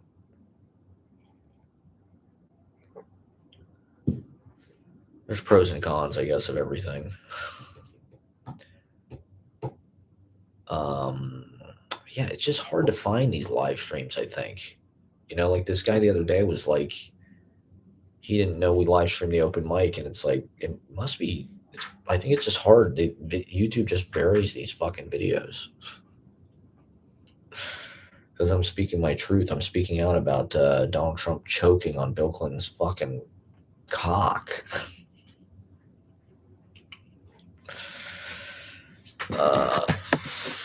Hillary. I'm out here with the Donald.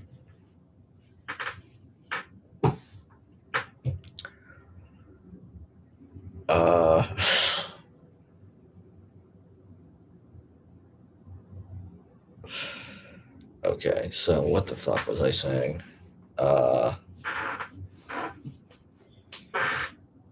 Something about local culture and the fucking homogeneity. Oh, Halloween. Halloween is misplaced creativity. I just wish people had this creative spirit the whole year round. We need more fun. We need party all the time. Halloween every day, okay? Halloween all year. Why not? It's more interesting than the shit people wear now. Just ugly fucking athleisure and yoga pants and okay.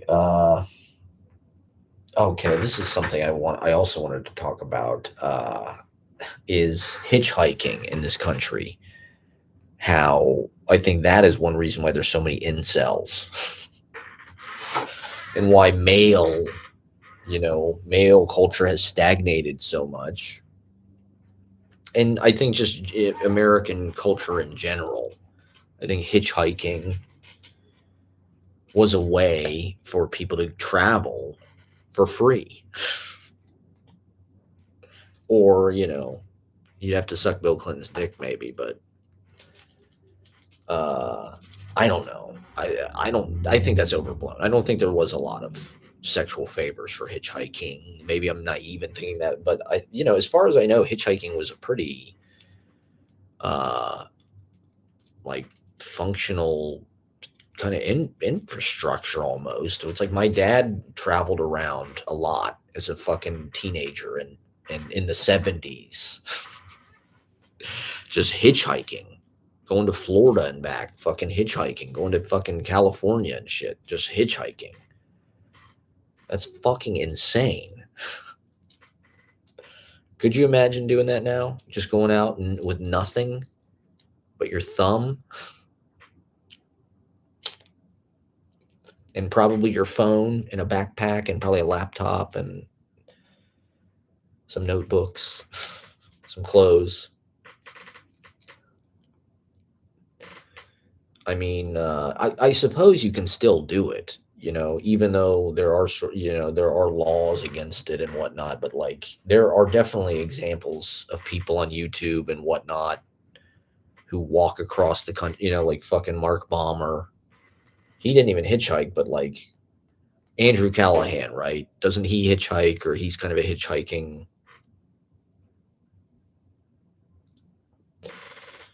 He's sort of hitchhiking culture. I think that's one of the things that's good about Andrew Callahan is he really is reporting on the breadth of the country through his RV and shit. He's not just like a New York kind of navel gazer like me. I'm a local reporter, but Andrew Callahan drives his RV every fucking place.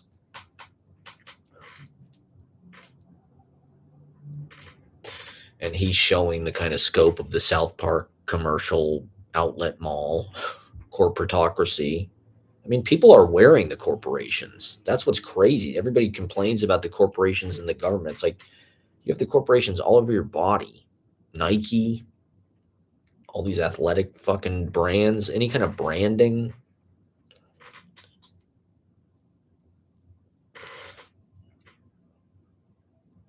It's all fucking corporate. Oh, I was reading this book. So it's a way for a young man to go out and see the world, right? I suppose if you're adventurous, it's not going to stop you. You could go out and hitchhike. I guess I was just a pussy. In 2005, when George W. Bush was the president in the wake of 9/11, and gas prices were $3 a gallon, which at the time was like crazy. It didn't really, they're making Hostel movies and shit. I didn't really, what are you going to hitchhike on the interstate? Like, I never even tried it.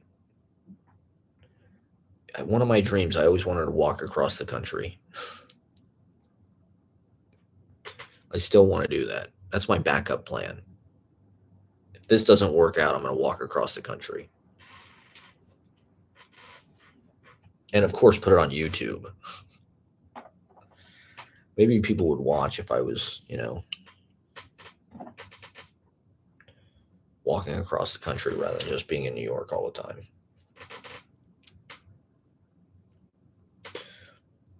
I was reading this book about Henry Ford. Well, it wasn't about Henry Ford. It was about American, I don't know, industrial change, kind of the changes era-wise economically that the country has gone through. Like technological innovations, how they drove the economy, what they were. And so this chapter was sort of about Henry Ford assembly lines, how that revolutionized manufacturing, how it took something that was much more individualized and labor intensive and skill intensive and turned it into mass production via uniformity of the process and tools. They said that Henry Ford multiplied the number of tools, but like the tools made it so anybody could do the job. It's just like they need a guy to do this, and the tool is shaped the right way. You don't really need skilled labor. It said that like before the unions and shit, 1,300 people a day would like not show up to work ever again. They just had constant influx of new people that could just, they said that the whole fucking factory was designed to be a machine. It was all about even the building. And I think in a certain way, it was probably the beginning or one of the beginnings of like the modern kind of efficiency optimization. What he was doing didn't sound that different than like Bezos, to be honest. It was all just about optimizing like efficiency. How many fucking Model T Fords can we make in a day? How do we, we'll build a huge factory. We'll get whatever we have to get the electricity.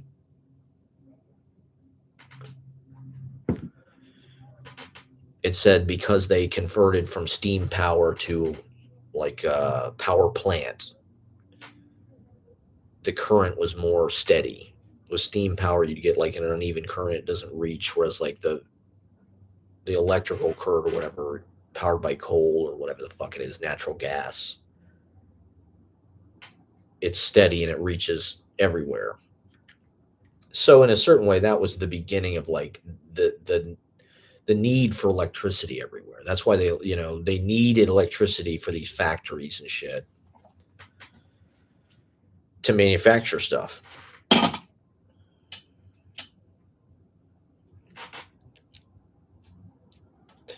So it was kind of interesting to, I don't know, just sit there in the library and read history, try to learn shit about.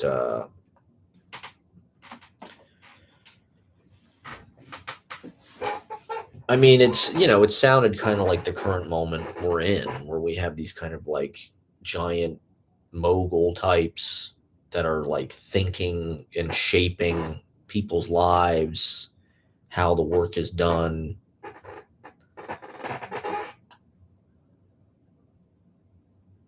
Uh,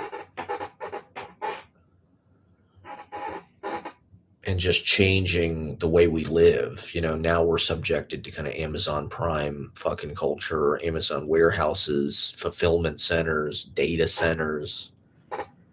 They're really pushing this AI thing on us.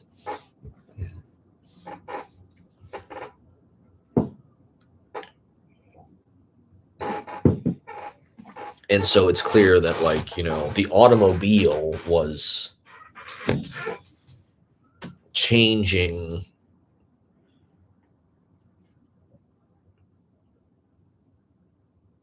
the opportunities that people had, how they could spend their time. Now they can travel further. uh, they said the Model T, because it had a certain kind of tire, it could go anywhere. Like there didn't need to be like paved roads. That was one reason why it was so popular. It was affordable. And the idea was that the automobile like invited these other forms of consumerism. It was a consumer item, unlike like trains. Trains are sort of these like public infrastructure where it's like you don't really own the train. It's like you pay to ride the train, but like, whereas like a car itself is a consumable object. It's something you can sell, and it's individually property of everybody. It's their own kind of thing. And so that creates a different market dynamic where um, the people that make the cars have to be able to afford the cars, right? This is one reason why they said Henry Ford had some deal where he paid his workers $5 a day, which was twice as much as like the next competition. And it was one way. They said that's how he managed to like prevent the unions.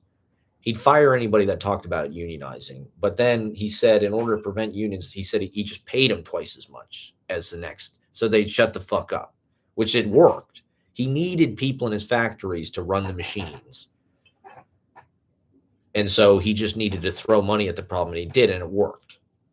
So he paid these people $5 a day. And one of the reasons he did that was so they could afford the car, right? He knew that he needed a consumer base to buy the thing. And so in a certain way, he was managing that at the same time and creating that. I think that's one thing that like the billionaires today don't really understand. It's like Elon Musk, if Elon Musk has $1 trillion, that's $900 billion that like is off the market and is not in the economy. It's not creating any energy. It's not creating any transactions. It's just dead. It's stagnant. I mean, he wants to take us to outer space to preserve the light of consciousness or whatever. He's a fucking idiot. But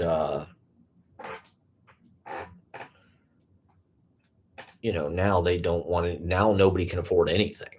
Now nobody makes enough money to like afford a fucking apartment, a fucking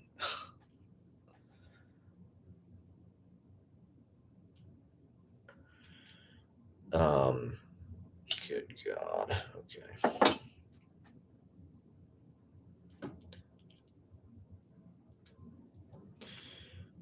A car. And also the everybody having a vehicle created a an environment where now they could be consumers. They could buy a fucking refrigerator or a stove or this or that. They can put it in their car. They can take it home. They can move it around. And they're also like paying like an installment. So that changed the whole fucking way people lived in this country, where there was less, people weren't traveling by fucking horse and buggy and shit, or by train. Uh,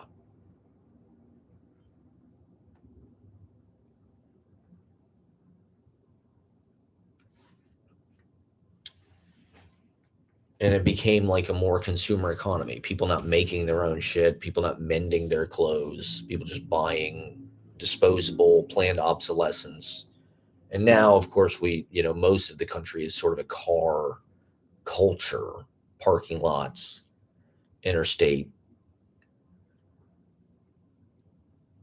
traffic, gas stations,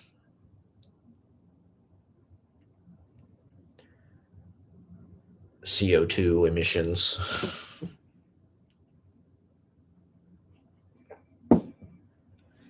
uh, so I don't know. I'm trying to learn, like we all are. The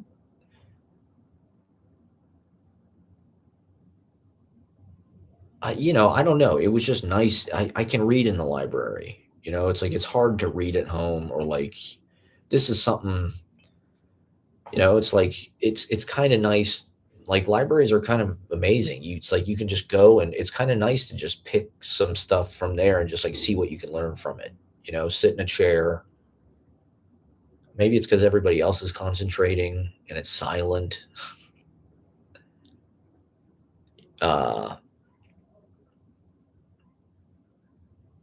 it's kind of a communist place. It's like it's nice to have your own books. It's nice to have them around you, but like it's also like you see the same things over and over and over and over again. Whereas like the library, it's like you go to different libraries, you pick different nonfiction stuff. You can just learn about whatever the hell you want for free. They don't want you doing that. They want you to get a job. And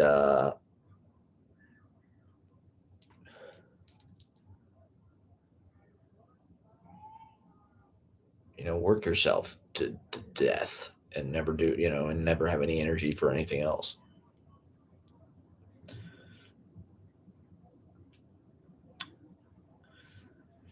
But yeah, that's something I like to do. Just go to the library, pick 4 or 5 different books. I was reading this book. It was about something about whiteness. I don't remember. It was something about. It wasn't a history of white people, but it was something like that. And it was written by this black woman. But the whole section I was reading about was about Emerson. It was all about Emerson got his ideas from Carlyle, who was Scottish, and Goethe. Emerson's cat name was named Goethe. So I had all these really interesting facts. Apparently, Emerson visited Wordsworth and Coleridge. Coleridge was like a snuff addict. He was just like said his cravat was soiled with all of the snuff, and it was falling from his nose. And then Wordsworth was just an old blowhard, I guess. They must have been pretty old when he met them. But I don't know. Apparently, Emerson's theories are founded in some kind of like white supremacy or something. When you study, he's he was really into Carlyle, who studied with these people in Germany. Blah blah blah. I don't remember.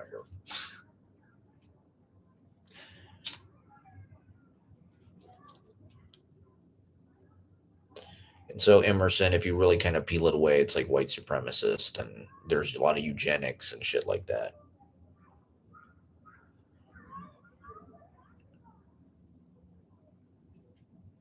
Uh,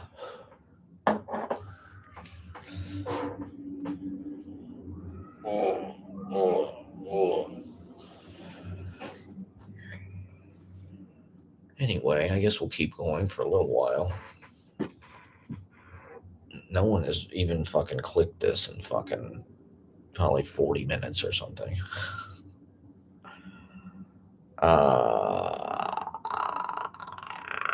Okay, I don't know. We'll just keep going. Fuck it. Let me check my fucking social media real fast. Not that anyone gives a shit. Okie dokie. Oh my god.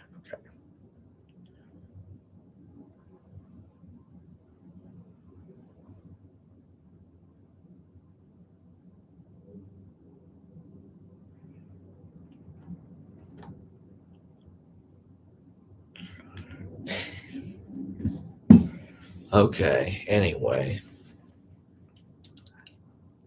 Uh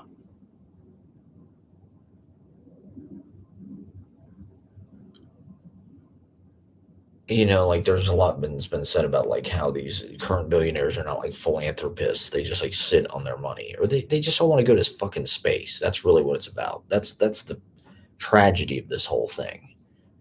I guess that's just a way of justifying keeping the money. That's the only way they can justify it to themselves. It's like,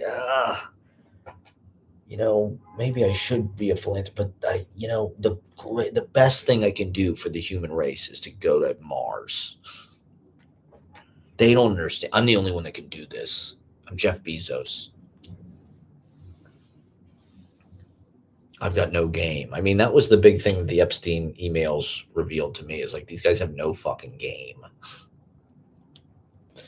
No wonder they have to kidnap women on the street and like hold them against their will. They never get laid. They have to suck Bill Clinton's dick. These guys would never fucking get laid ever.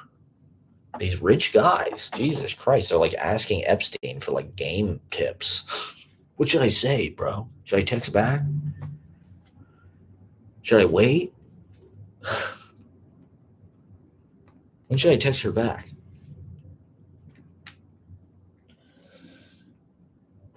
Epstein, dude, just play it cool, man. If you whine, it's like it's a sign of weakness, bro. If you don't react, it shows that you're strong. That's some pickup artist shit right there.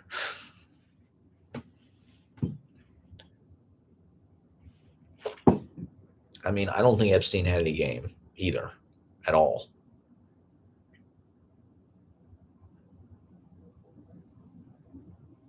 I hope they blow the lid on this whole fucking thing. I hope we get to see everything that's in these goddamn files. Make it like the fappening. Russian hackers, if you're out there. Fucking leak WikiLeaks. Come on. Julian Assange. Where are you on this one, okay? You gave us Hillary's emails. Assange, come on, brother. We know you're not in the embassy anymore, but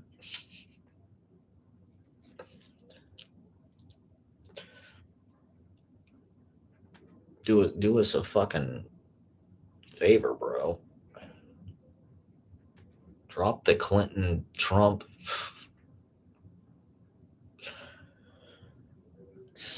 gobble tape. Trump would look like a turkey sucking your dick. This little gobbler. Oh my god. So that's not all Roy Cohen taught him. It wasn't just a bunch of shit about publicity. That's insane. Who knows? I mean, could that possibly be true? That sounds way too.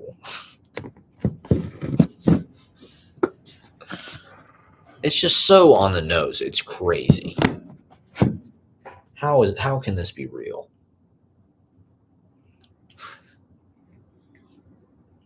It'd be like Trump caught fucking Oprah and Obama fucking, I don't know.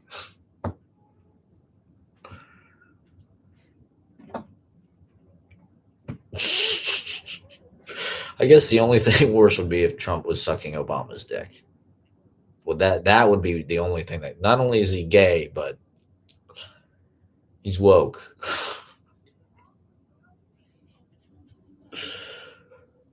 Trump sucked Obama's dick, everybody. On the island. They were both on the island.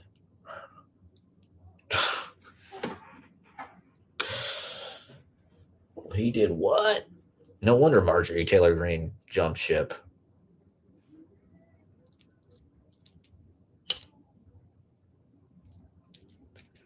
Damn.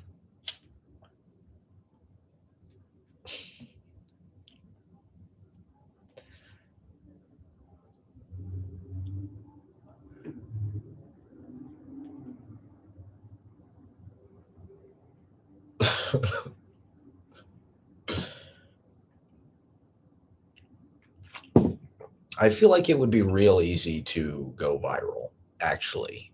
You just have to do a Michael Richards. Now, that's a horrible, horrible thing, but people would film it and it would end up on the internet. And you would be done. You would be done. But there would be people who would probably look at you like you're a hero. I mean, see, that's why I don't fuck with a lot of the downtown. I don't know. It's just like that's kind of their attitude. Is like I agree, people could be a little more fucking chill when it comes to like, racial interaction. It does seem like everybody was uncomfortable for a long time. And maybe that was necessary, but I think people generally just need to be like cool with each other. Hello. Hi, I'm on my way back home now. Okay, I'll see you in a few minutes. Okay, I'll see you soon. Goodbye. Love you too. Bye. Okay. I just don't pushing those kind of boundaries. I just don't think is interesting at all. Like I don't get why people are obsessed with it, and it's just not a focus for me in any way.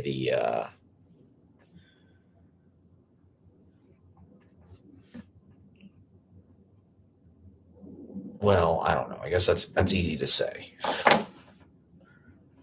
What do we got going on here? I'm trying to.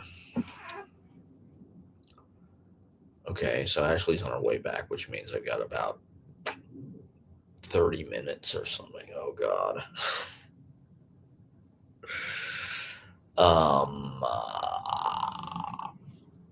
Wow. Is it because I look insane? Is that why no one is watching? I mean, you don't want to stare at this for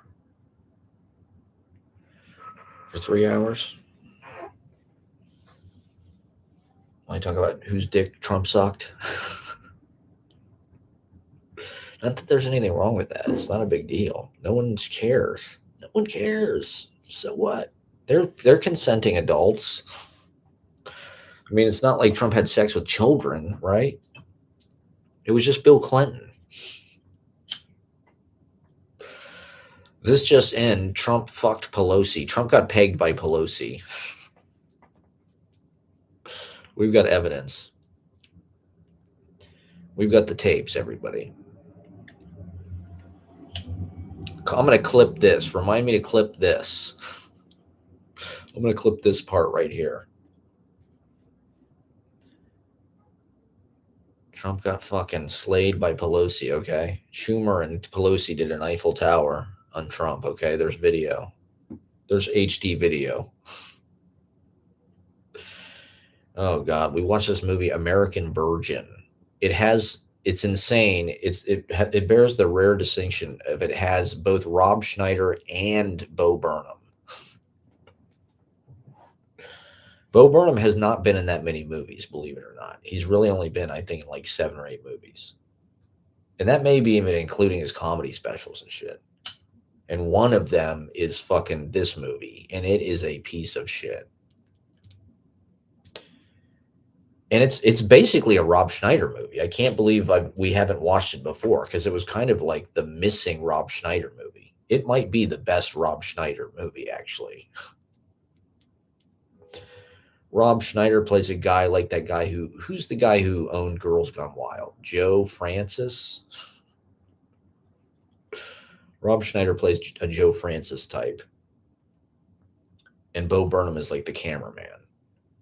But it's really about these other characters who are, I don't know. It's just another one of these movies about like losing your virginity or whatever. See, okay, well, this is something I wanted to talk about is like incel culture, right? It's like every movie about high schoolers is about them losing their virginity. So it's like there was a lot of focus for men on like losing their virginity, and like it is kind of like this mysterious like, will it how do I do this? Will it ever happen? When will it happen? And okay, I saw this thing the other day. It was the age of, I think, WrestleMania main eventers, or just like kind of like main eventers when they were like, okay, in like the late 90s, the Undertaker, I think, was like 33. Stone Cold, I think, was like, in his 30s, early 30s. The Rock, I think, was like 27 or 28. Even Shawn Michaels, I think, was like 34, 35. And then they showed like now the main eventer in WWE. It's like Cody Rhodes is 40. They're all like 40 fucking years old and older. And I think that's even true of like people on Saturday Night Live. It's like a lot of these people on fucking Saturday Night Live like are like 40, or like they're older. It's not like. And so I think that's indicative, right, of just like how it's like the lifespan is kind of like elongating, and the opportunities are not really like trickling down through the generations. People are not moving up as much. It takes longer to get there now. It takes longer to break through. It takes longer to grow. In a certain way, I feel like 25, I don't know. That's kind of like the new, or I don't know. It's like for a lot of people, it does take longer to like become an adult or to have sex. It's not like the crazy fucking 2000s or 90s where there's Girls Gone Wild fucking videos and shit, and tadpole. People are way more hung up. They're way more like on guard. They think sex is like a crime, now in a way that it wasn't before. It's like now, not only are there, possibility of getting AIDS or whatever, but it's also like it might be a crime. You might be committing a crime and like not even know it. Somebody might write about this, or somebody later might be like, well, actually, so that's kind of a drag. But I also just like, I don't, people want to be transgressive against that by being like rapey and shit in their attitude. And it's like, I just don't know if being transgressive is really like, I mean, maybe this sounds super conservative, but like, is transgressive really what we need right now? Like Trump is transgressive. Like his whole fucking thing is sort of this like fuck you punk rock, you know. And like there was a time for that, I think, when America like needed to be broken out of certain prejudices, and it's like I just think every people get rewarded too much for just being assholes now. Like the anti-hero is too celebrated. The villain, the heel is too celebrated. It's like whatever happened to the baby face? It's like now everybody wants to be a heel. Everybody wants to be Johnny Fairplay. Trump is fucking Johnny Fairplay. He's sucking Bill Clinton's dick. That will never get old. I mean, it's got to be true, right? I mean,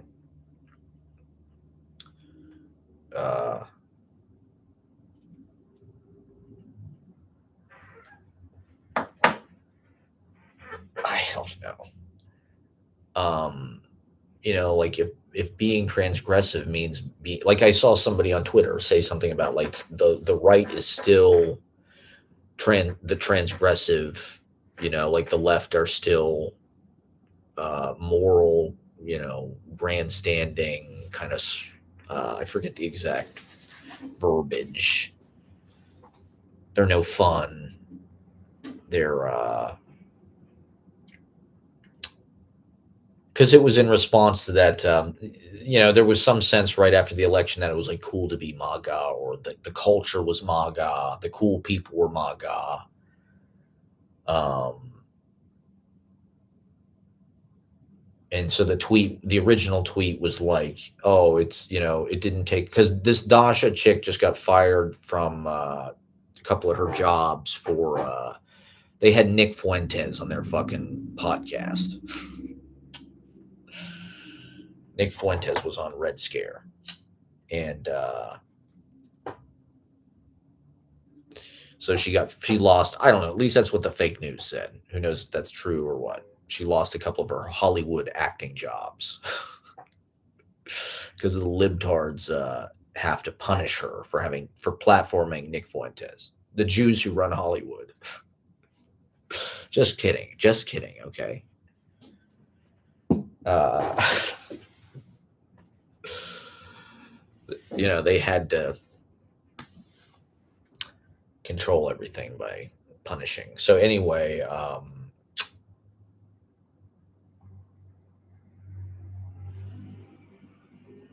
the idea is okay. Now woke is back, right? Woke is back. Here's kind of proof. I think the truth is somewhere kind of in between. Too many people sort of came out of the closet as sort of like MAGA or whatever.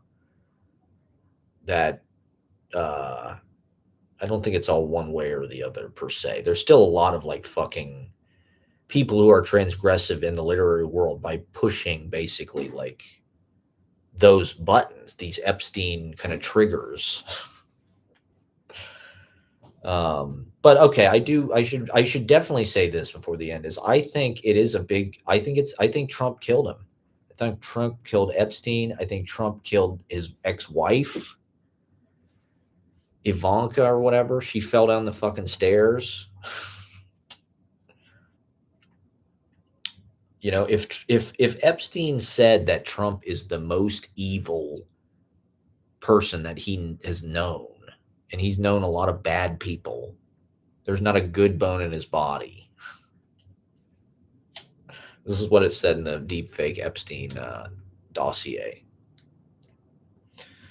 the Epstein files. In that he could end Trump. I think he did. He said something about how he's the only person who could end Trump. He's got pictures of him sucking Bill Clinton's dick, and Trump is the dog that hasn't barked or whatever. I think Trump knew how dangerous it was to have Epstein in jail who could testify against him and show them all the picture of him sucking Bill Clinton's dick. Of course he killed him. He can't have that out. Trump could have somebody go in New York and wipe this guy out. Maybe Bill was in on it. Who knows? Bill probably doesn't want that out either. I don't know. Or maybe Hillary doesn't want it out. I don't know. Maybe neither one of them. Maybe maybe the deep state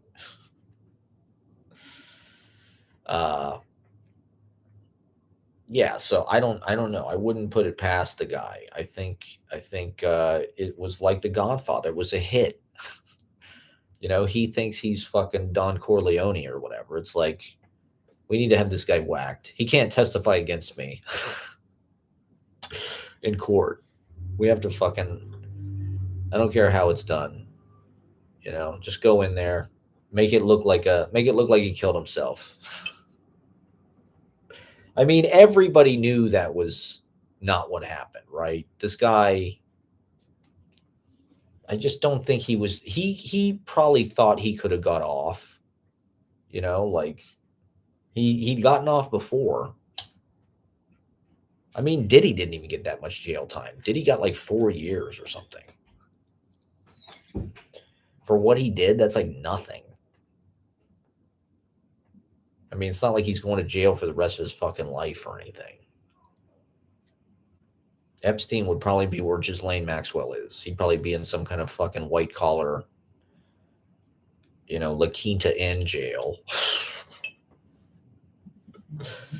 He'd be at the country club jail. Hello. The train's in 14 minutes, but I'm waiting. You're waiting. Yeah, it's crazy. Okay. Well, I'm live streaming right now. Oh, okay. Then you're occupied. Okay, that's Okay, goodbye. Okay. Your train is in 14 minutes, so there you go. That's extra fun for the no one watching. This is a pre-tape. It's like you can drop in if you want to drop in, but listen to it later. This is like Club Random or or the Tim Dillon show, where it's like he does a weekly drop.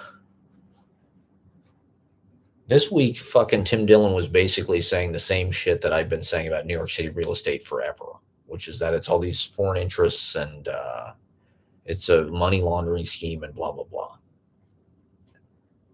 I think he was talking about that in the light of the Mamdani thing, right? How are they going to bring the cost of living down? Has Mamdani addressed that? Has Mamdani talked about fucking super talls or apparently he wants to get rid of Elizabeth Street Garden. I don't know why they didn't slime him with that during the campaign. That would have turned a lot of the hipster vote against him, I think. If they would have been like, if you elect Mamdani, they'll get rid of Elizabeth Street Garden. Because I think he wants the low-cost housing there for seniors. But Elizabeth Street Garden is beloved by, all of the young, hot influencer type because it's the only place down there to like sit and it's beautiful. I mean, fans of my show are familiar with it. I've read it, Elizabeth Street Garden, a bunch of times. It's a magical place.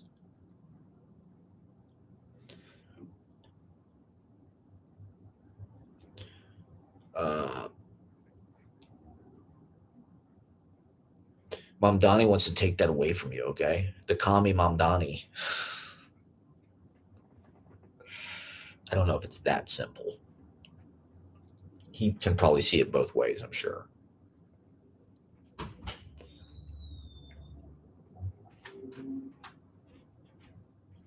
But, I mean, to be honest, his message was so simplified that, like, you didn't really hear him say that much stuff about specifically about that kind of thing.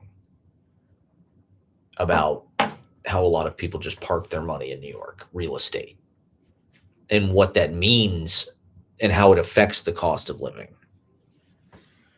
That's one reason why everything is so fucking expensive, because the property values are so high because they're inflated with a bunch of dirty money from all over the fucking planet. And so that raises the cost of everything.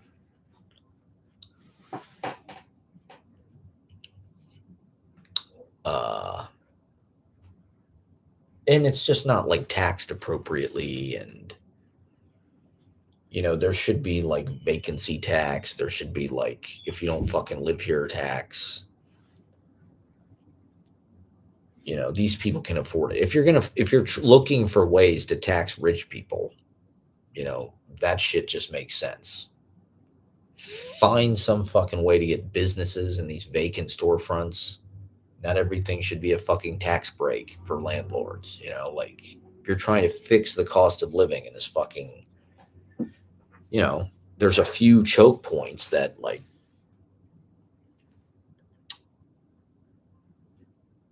would make a big difference right away.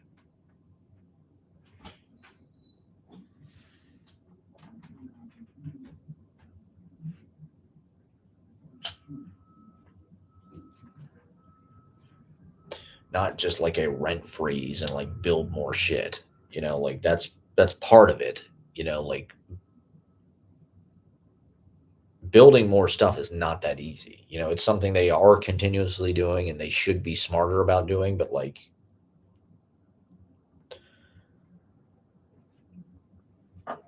there's other things about the functionality of the city that like uh are clogging up the fucking works, like those kind of loopholes.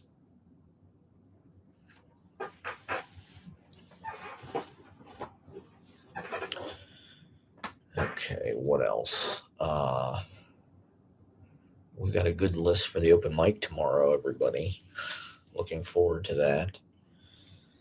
Um, should be a fun fucking show. What else? Let's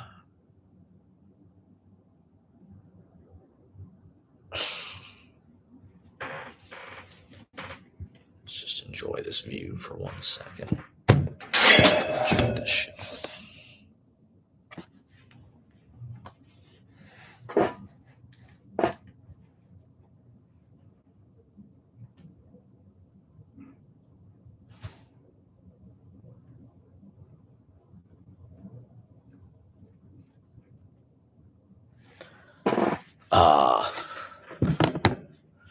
So it's like, yeah, men have always been incels.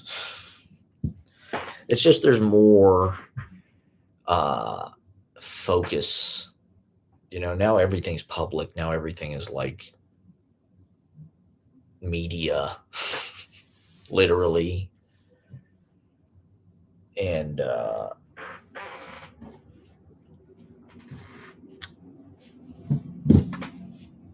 it's got to be hard to be under that kind of scrutiny as you're working through your awkwardness and trying to figure out how to socialize and all that kind of shit, growing into adulthood and learning the ropes through trial and error, through firsthand experience.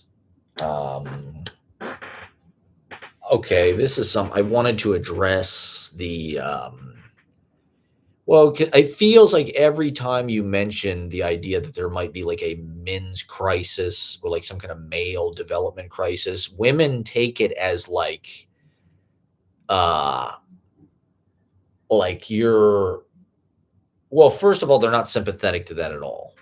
They just think, well, fuck that. Like they're not they need to take it upon themselves to develop. They need to work on themselves.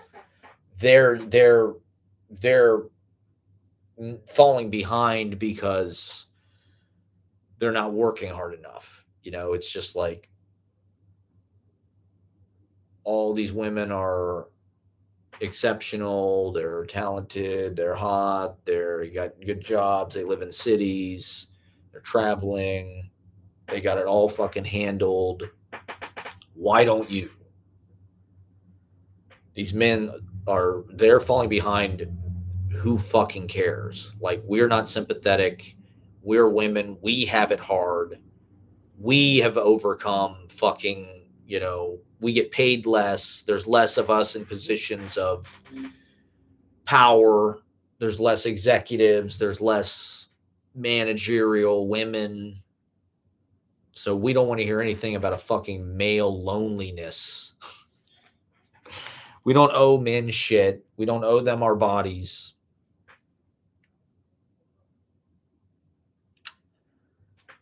And that's true. That's all true.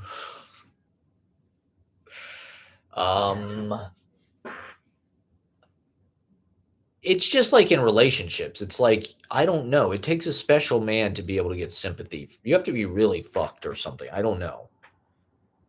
But like women, especially now, it's like they don't want to do emotional labor for free. And they don't want to, if needy is like the worst, like, oh no.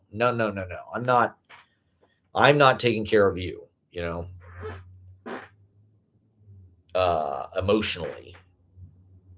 You take care of all that yourself. You go to therapy. It's not my job.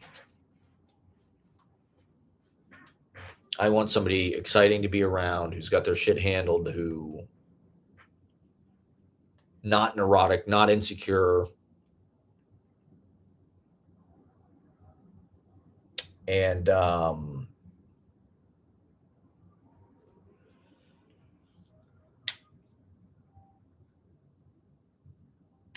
I don't know. I would just say that, like, I think, if you were 16 years old or, if you're a teenager in 2016, like, you probably did grow up in an environment where, like, just like people hated on men. And so that probably did affect your sense of yourself. It became culturally acceptable to just like sort of treat men like shit, or you didn't have to be nice to them, or you didn't have to go out of your way, or um,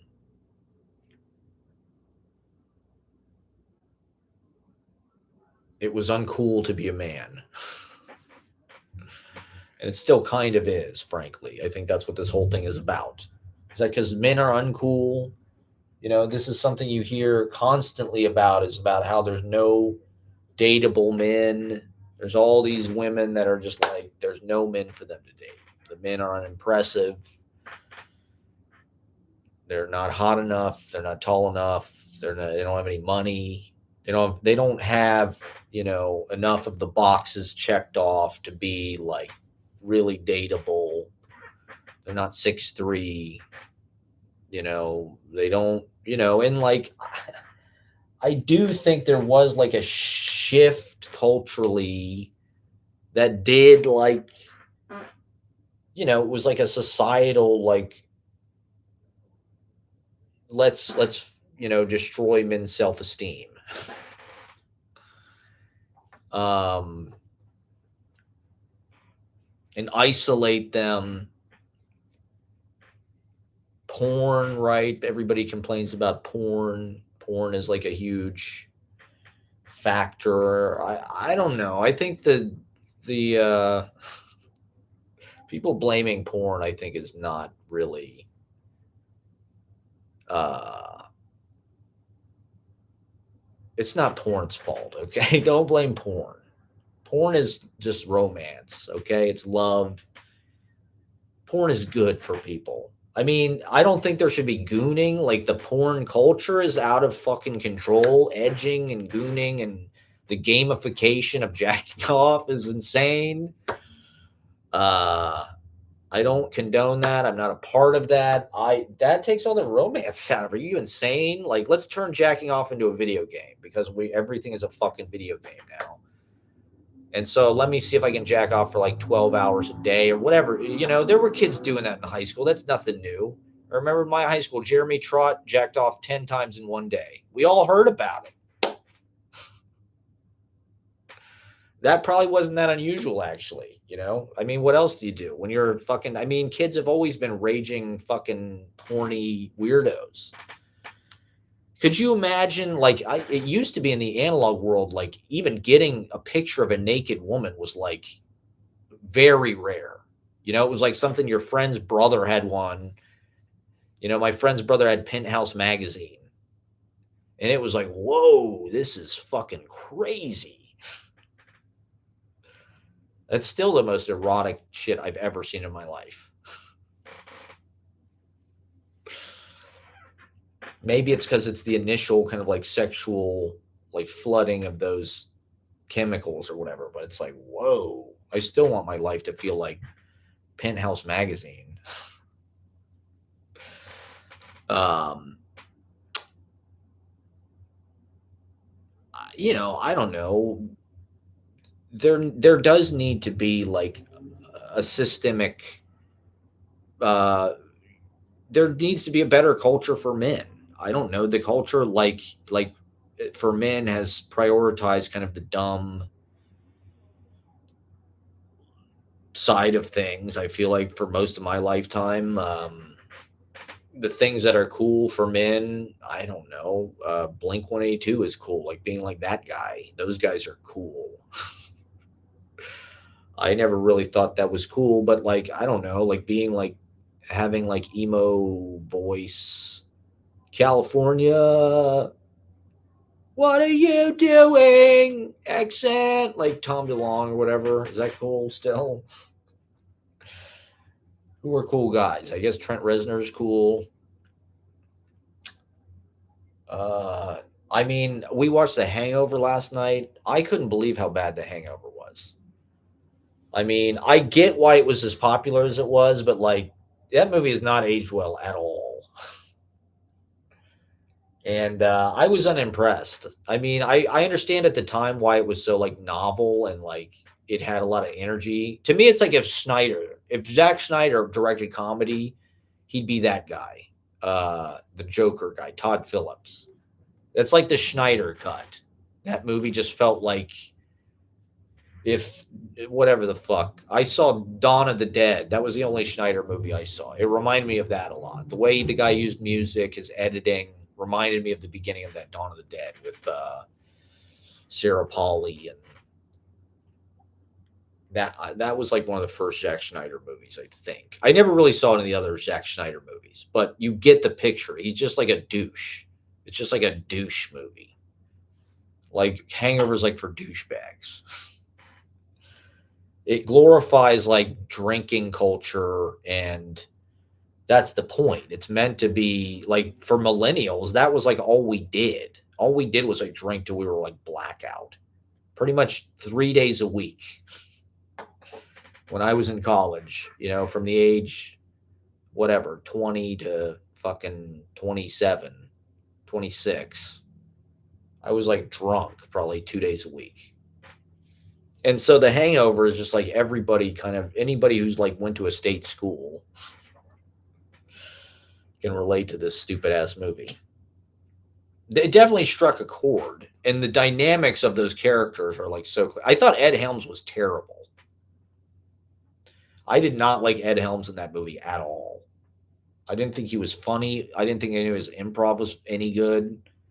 Like, did not care for Ed Helms in The Hangover. Galifianakis did what he does, and when he came out, it was like, whoa, this guy's groundbreaking. Now it's like, I don't know. I didn't think it was really that funny, to be honest. And I hate Bradley Cooper. I've been on record. I'm a long time hater.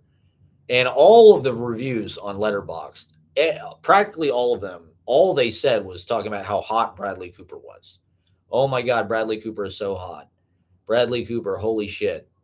He looks so hot in this movie.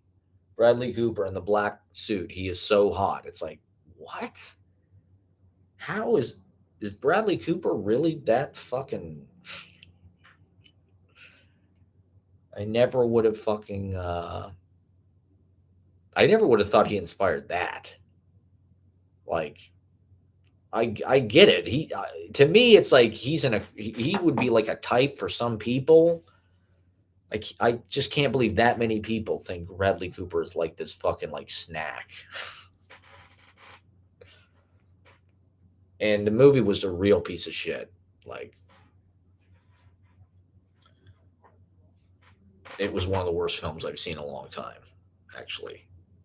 And or I don't know, not that it did what it was supposed to do, but I just really didn't laugh really very much. It was like Dane Cook humor. How was Dane Cook not in that? Dane Cook was a fucking director. He probably is. Maybe we should get into Dane Cook films next. Oh my god. The American dystopian hellscape. The Naked Gun director said he did not like the remake. They were trying to steal his style or something. I didn't see it, but the previews looked horrible, to be honest. I don't know. Everybody on the internet liked it, but it looked like a big piece of shit to me. It did not look funny at all. And coming after the original, it's like, are you fucking serious?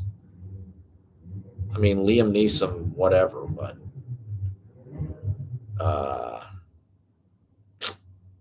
really didn't seem that funny to me.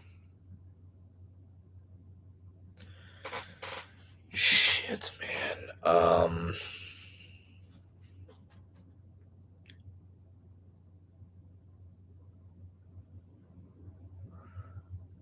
Okay, what the fuck else do we need to talk about? This is like a toothpaste tube, okay? We're gonna get every last fucking drop of content out of this.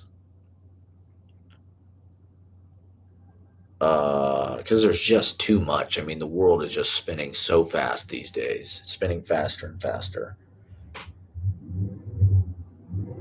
Um,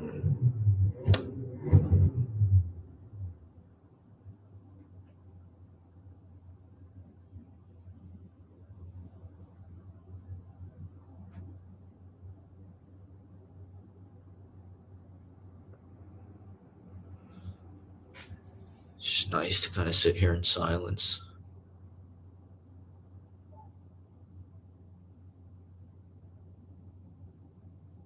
Okay, yeah. So I was talking about, well, people view the male loneliness epidemic as if it's trying to take away something from women. It's like they want to make it all about them. Okay, just like always, women want to make it all about them.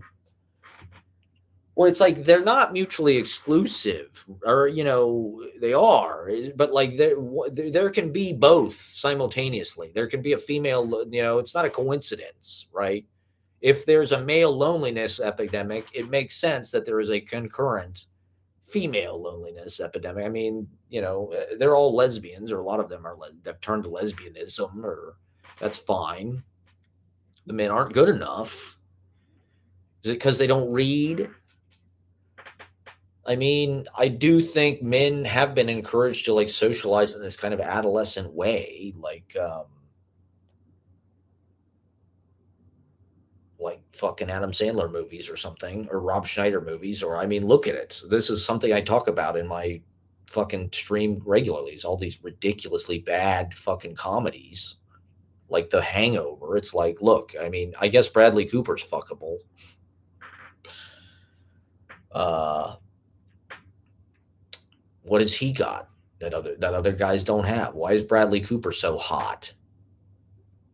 Uh, I do think that like men should try to find some way to like develop themselves. They need to get out of their house. I guess that's ironic for me to be saying that, but like, you know, whatever it is, like find something that like is a like a path, is like a craft, like in addition to your job, whatever that may be, find some way to like better yourself, and ideally like better yourself in all ways, like uh eat better, learn, take care of yourself, talk to people, walk around. I don't know,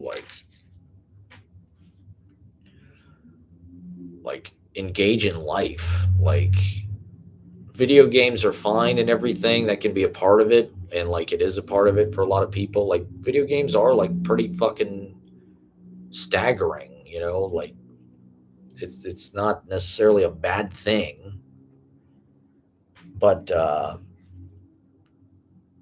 like I think especially to like get women to like you, it's like you have to like that has to be like enacted in life. It's like you have to do things. They have to see you. Women get turned on when they see you perform. Some not. I don't mean like on stage. I just mean like a woman can get turned on by seeing you like do something, competently. If they see you like in your expertise, like uh problem solving, like there's a lot, but all of that shit happens like firsthand. It happens through like we work together, or I'm out with friends, we're out in fucking, I don't know, college, we're at fucking fraternities, or we're in groups, we're playing. I mean, I was fucking scared of the world, basically. It took me a long time to sort of like it was a give and take process to sort of like become more of a social person. And I'm still like pretty introverted, and I like being alone. most of the time. Um,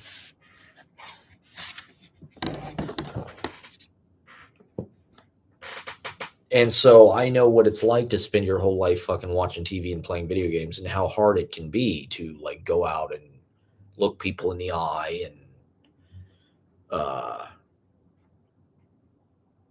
I do think, I don't know if like sympathy is what men need, but do we really need to see fucking Scott Galloway on every goddamn show? Like, that's what the New Yorker article was about. It was about Scott Galloway. They used fucking Scott Galloway as like a prism to talk about like the masculinity crisis. And the New Yorker being sort of a progressive, female led organization now, in a way, even though Denvin Remick's the editor, I would say like their point of view amongst millennials, there's way more millennial and younger writers who are women. Who, in fact, they said, right, it's famous that like no white man has had a story in the New Yorker who was born after like 1982 or something. Like, this is sort of what I mean is like they're it's not just like men are like lazy pieces of shit, like, although it's that too, but even for people who have been fighting, it's like you don't really get a whole lot of help, I mean, speaking from experience, like uh like to see the opportunities that Ashley gets, and not that she's not talented or like her resume is incredible, but it's like that's also a part of that. It's like they've made it a point to prioritize everybody else, and sort of it's also been an express point to be like, let's not platform any white guys. Okay, we're not doing that. And so, that is something that like women are not sympathetic to that idea. They think it's an excuse. They don't see that, their treatment has been different. And that's good in a lot of ways, because like traditionally it hasn't been like that, right? It's been the total opposite. Women don't get any fucking, how many women were in MFA programs in the 90s? Like, was it half and half even? I don't know. I had a friend who applied to a bunch of MFA programs in like 2010. She didn't get in anywhere. And then she applied in like a few years later, 2017 or something, and she got into like one of the top fucking schools. And it's like, things had developed, but it was also like the philosophy of these institutions changed radically in a good way. But, you know,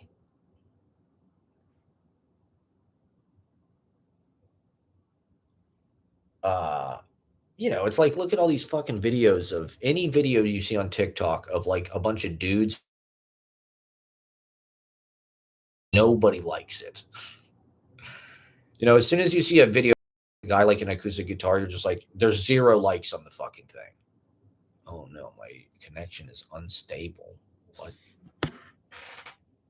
That can't be. It's not possible. Are we connecting? Are we not connecting? Are we connected? Okay, I think we're connected. Whereas, like, well, that's another part of it too. Is I think social media being fueled by male gaze, being fueled by aesthetics, it's also something that sort of favors female engagement, or like women do better on it. Like it's hard for a man it's not as easy. If you're like a hot chick, whatever business you want to build, like people are going to look at you. And like, so it's like, however you want to direct that attention, you can be like, oh, I do paintings, or I'm XYZ. You can turn that into a fucking business easier. You can do paid promotion. Like, there's not very many guys that are out there doing that, unless they just have some kind of fucking ingenuity. Like, it sounds like an excuse. Maybe I'm just bad at it, but I do think that it's like our society had, like, to compensate, they they were very focused on like feminism, girl boss feminism amongst millennials in a way that they never been that way before. That's another reason why there's all these essay books by all these women. It's like women went to college more, women got better educated, women have better jobs, they have time to read. They're not, what are you going to do if you're a man? You're probably going to be a manual laborer or do some kind of blue collar thing. Women I knew in college could, you could become a bartender pretty easily if you were like kind of a hot chick. If you're a bartender and you're 20 years old or 21 or something, it's like, or I guess you have to be 21. If you're a bartender and you're 22 or 23, it's like you're making, $300 or $400 a night, or maybe more, maybe 500 or 600. Like there was no way for me to fucking do that much money, no matter what job. What job could I have gotten in 2006 or 7, where I was going to make, $600 a week?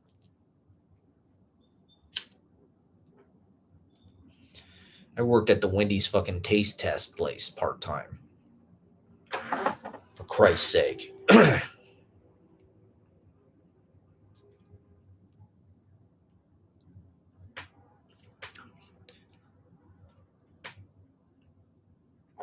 So I don't know. I think it's one of those things where it's actually been easier for women, but they've been told that it's harder.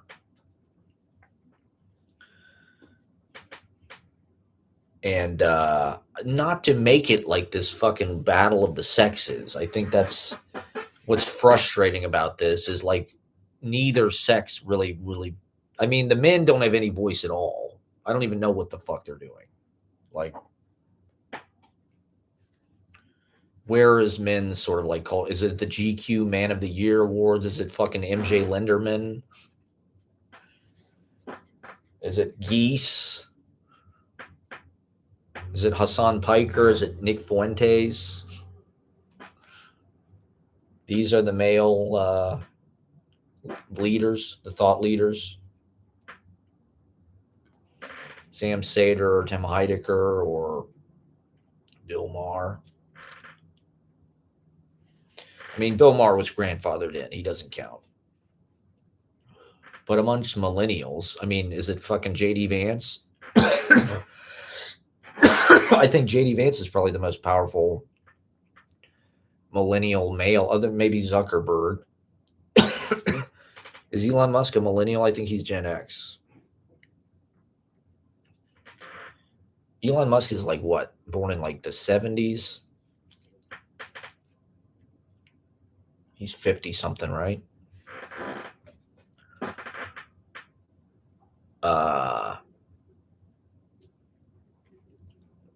Did he suck Trump's dick? What went on at their humiliation parties? I mean, I assume everybody just sucks everybody else's dick. It's like everybody has to fuck each other, just get it over with. This is how we show that like we're all like in the same social group. We all just fuck each other. It's going to happen sooner or later. Let's just do it now. Let's just have a big ritual. Some kind of, we'll wear robes. There will be like a password.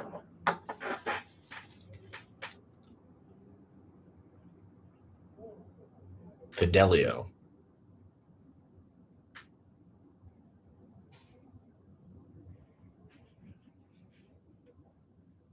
Okay, so my picture of the Clintons and Trump and Melania got almost 500 views.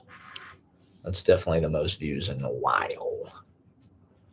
So I don't know. It drives engagement.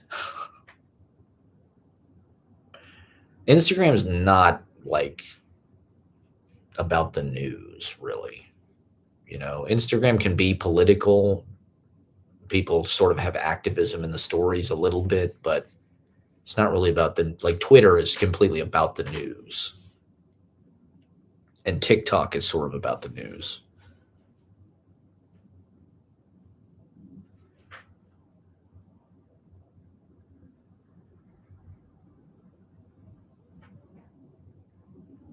Okay, well, in any case, Instagram, I mean, is just about, I don't know, it's sort of it's about friends showing off. I mean, I think that's another thing is like social media is completely poison for me. It's very hard for me to like even look at it because it just seems like every turn they're trying to jump scare you with something you're actively avoiding. Some kind of event you're missing out on, or somebody that's cooler than you, or somebody likes something that you're not a part of.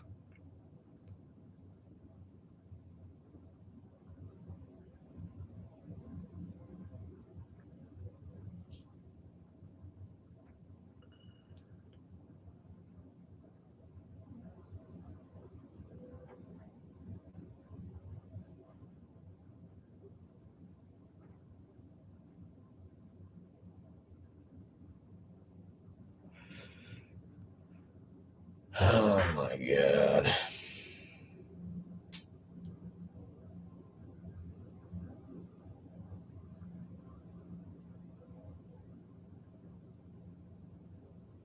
Yeah, I don't know. It's like a little baby TV screen.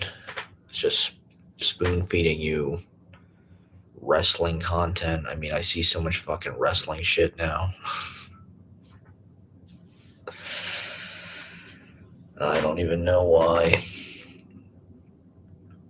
How do I get in the wrestling business?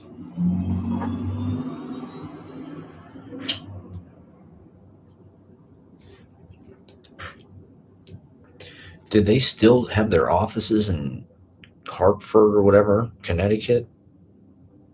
Or since TKO has bought it, did they just like, where's the headquarters now? Where's the WWE headquarters? Where's Triple H set up?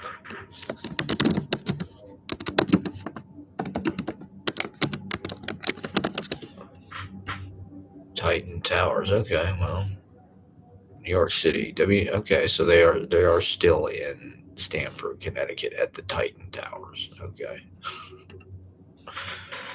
Seems important. Heroes and friends.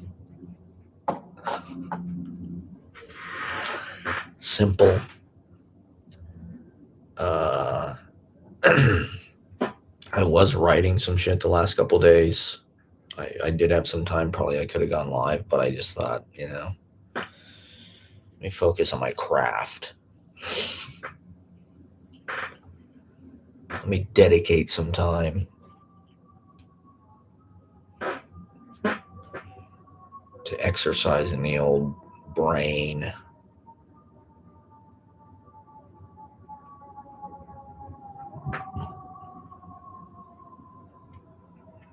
And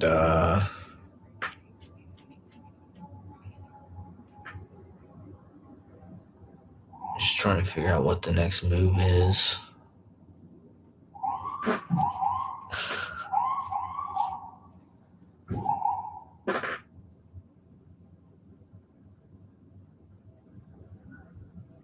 It sucks that it's winter time again. It's really gotten cold fast. And Jesus Christ. Winter wouldn't be so bad if it was like 2 or 3 months long. But like it's early November practically. And it just plunged quickly. It's in the 30s. And it's going to be this way probably like through April, basically. It doesn't really get warm till like Memorial Day. That's a long fucking time from now.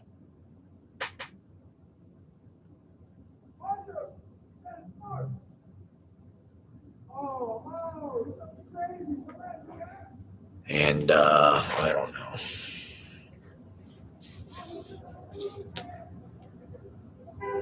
It just makes everything a little harder.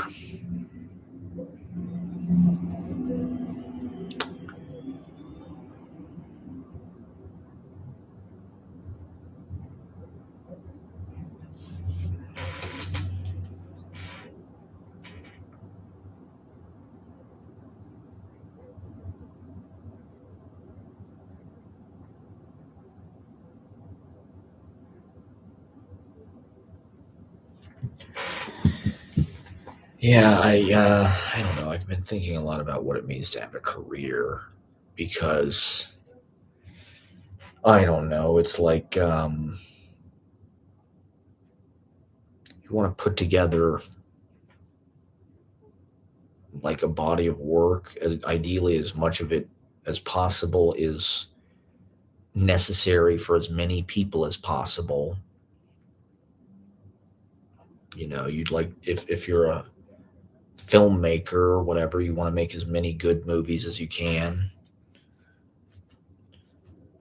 If you're a writer, you know, you want to your career, right? I feel like we're so career focused. I mean, maybe that's just a New York thing, but it feels like everywhere. And social media has kind of made it this hierarchy and this contest and competitive, or at least like visible in a more obvious way, where it's like how you're conducting your career. And it's like, is that the point of your life? You know, like your life, if you don't fulfill your career expectations or exceed them, is it all just did you fail? Are you was it did you do it wrong? Did you not have it? You know, career. Who's able to build a career and you know, now it's conducted. I mean, especially in writing, it's like where are you published, right? Where do you teach? Did you win a prize? Did I read your book? Are people talking about your book? Are you, you know, are you traveling, doing, you know, career? You got to build a career. You got to build an income. Professor, you got to get the six-figure professor thing. You got to win grant money. You got to, you know, maybe ideally your book becomes like a success and you make money off that. That's the fucking point. If you're not, it's not enough to just make work, right? It's not even fuck the work. It's more like what age are you and what the fuck kind of significant accomplishments do you have? Did you win this award? Did you get published in the New Yorker poetry magazine? You know, are you in the fucking Paris Review? Or, you know, are you on fucking Dennis Cooper's best of list? Are you in such and such anthology? You know, are you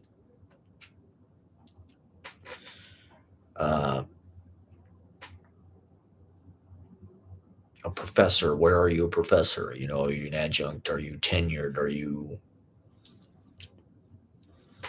you know, are you Ben Lerner? You know, Ben Lerner is like he kind of got there before anybody. He checked off all the fucking boxes. He has successful novels. He's won poetry awards. He won the fucking MacArthur. He's like a fucking distinguished professor. He's in the fucking New Yorker. He's sort of famous, maybe in a way. He's taken seriously as a novelist, even though he's sort of this avant garde poet, white guy. How does he do it? His brain is just so fucking big. But it's like, he's sort of a careerist. I mean, that's sort of what like leaving the Atocha station was about in a way. It's just like he's in Spain on this grant and he's smoking weed and he's like, he's supposed to do this reading, but it's like he's sort of about how he's just a slob and like lazy and he's trying to get it together, but it's just like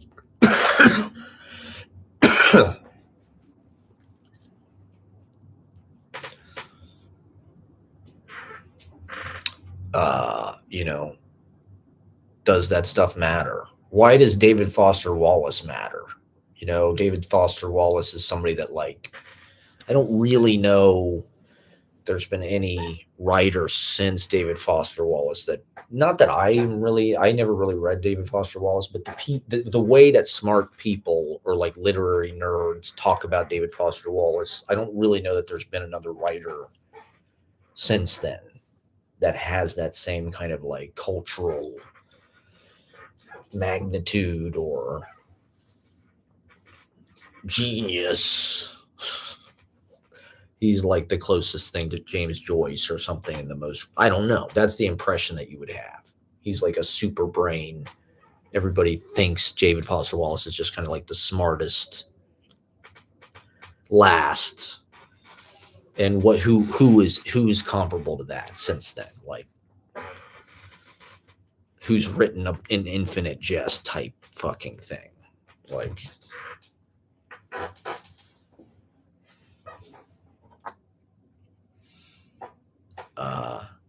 nobody.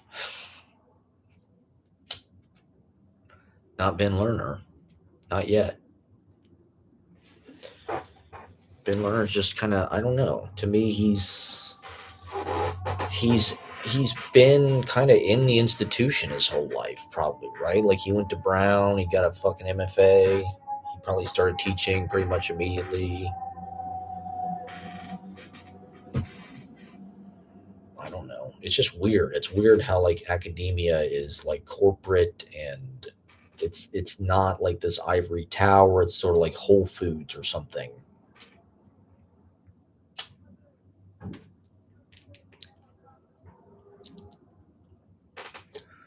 And it feels like literary celebrity is like, I don't know, changing, or it's not that it's disappeared, but it's like shrunk. I mean, the literacy crisis. I mean, what were the literacy rates in like the 17th century? You know, like, is there less people reading now than before? It's like, I don't know. I think if you're a man, it shouldn't actually be that hard to tap into like a female audience, actually. You know, like, probably the majority of my best readers were all women. I mean, not all of them, but like most of them. Uh,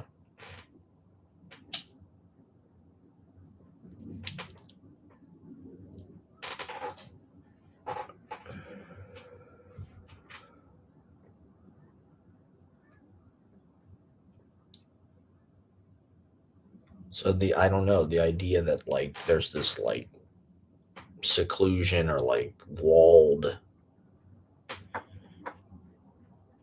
partition between the sexes or something is unnecessary. But I think, we're in this like careerist. I mean, even something like Instagram or social media is like kind of a fucking pissing contest. And well, it literally is like a professional space now. Like, now it is the place where you like make your business, your creative media job is like your channel, your profile. Like,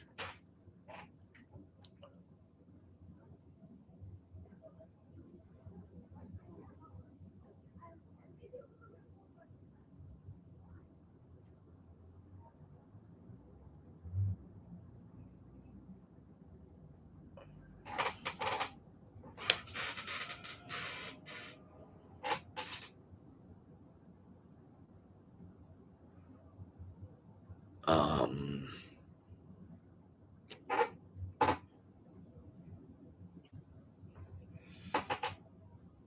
and we're pitted into that arena. But it's a creative space. It's a place to put little movies or songs or your little art projects. Ideally it would encourage people to make art projects for Instagram reels or whatever. I like that these are places of information. TikTok, it's people sharing takes, it's teaching, sort of. I mean, I don't think it can replace reading, but it's like, how are we going to bifurcate society where we have places where there's singular fixity and focus for like reading, and then the other arena of like slide culture of like social media scroll screen bed rotting. um there was this article about the literacy crisis and talking about fixity on the page. The thing about reading and the thing about literature is there's a fixity, meaning you take the time that it takes to figure out exactly what you want to say. You get the exact right words, however long that takes, and the things in the book are fixed. They're not a part of the internet. They're not a part of like some this moving kind of like hyperlink HTML, whatever the code. The internet is kind of always shifting. Things are dying. Things are being edited. Things are being changed. There's a brevity to it. There's an encouragement to just sort of like stream to just instant, get it out and hasty maybe, just say everything and do it real ineffectively or uh whereas like with a book, the idea is there's a fixity. When you're sitting and reading and you're alone in a chair, the book, there's a fixity to it. Your phone, there's no fixity. You're on the internet, you're on videos, you're calling people, everything's shifting, everything's refreshing, everything, things are always coming into it, disappearing. Everything is changing on the internet and it's just infinite, right? It's always being added to. The book is finished, it's done, it's printed, and your experiencing of it it requires like a fixity, right? It requires like being in a library in a chair, everybody's quiet. There's a focus to that, or that's hard to achieve when you're competing with the phone, when you're, in a place that has activity or it's for other things. And so I don't know, fixity might just be a quality that like we're gonna lose.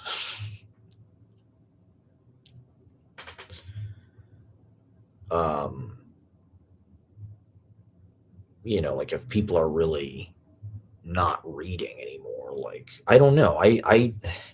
I just think it's indicative of like the class imbalance more than anything. I don't necessarily think it's all like a tech, like right, like now more and more rich people, it's like a luxury or it's like something they're requiring of their kids. A lot of these schools and shit, like so there's no phones in a rich people school. Like they don't let their kids have phones.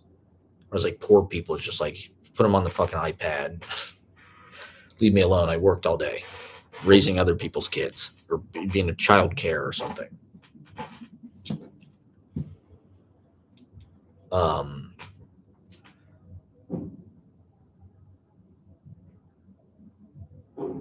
and it's become like to be honest, it's become the new kind of de facto like society event. Like New York City is full of educated women, young women. This is how they justify like partying and going out and shit. It's like it's a chance to wear a nice dress. I'm gonna do a reading. I'm gonna have my book launch. I'm a writer, I'm gonna have my magazine launch, like that's great. We're living in a golden era of like female led literary parties.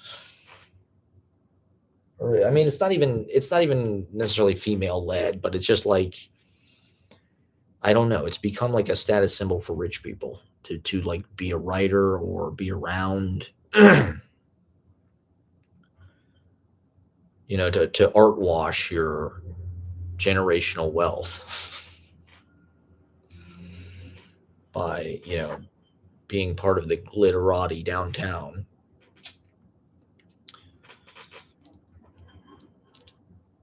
And I'm just here to cry sour grapes.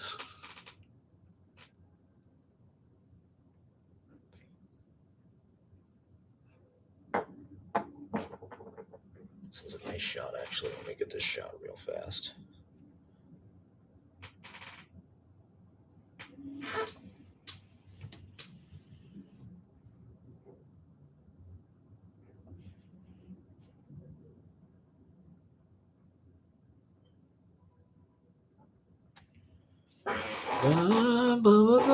Okay, I mean, I really didn't get that many clicks on this. God damn it. I've been talking for 3 hours and 50 minutes for no fucking reason. It's just practice, just thinking practice. It's rhetorical practice for nothing in particular. People click on it once, be like, wow, this guy's a psycho. I didn't know Matt Proctor did all that, believed all this shit. He thinks Trump sucked Bill Clinton's dick. Wow, Matt Proctor really is a fucking blowhard. A solipsistic blowhard. Yeah, so what the hell was I just ending on? Oh, yeah, I was talking shit about literary culture. I don't know, it seems like there's more writers than ever. Everybody's got a fucking Substack. It's beautiful. But it doesn't get the cultural attention, or maybe, I don't know. It's like, I guess there's so much writing happening. It's hard to keep track and actually kind of I mean, I see a lot of people at the open mic. I definitely have people that I remember as being exceptional, maybe what they're working on. A lot of people, I mean, maybe it's just the Monday thing, but like a lot of people do write prose. A lot of people are writing like long prose things and take it really seriously. And KGB is a place for them to, like, you know, execute their ideas and show them publicly. And so we're really super honored that people come to do that.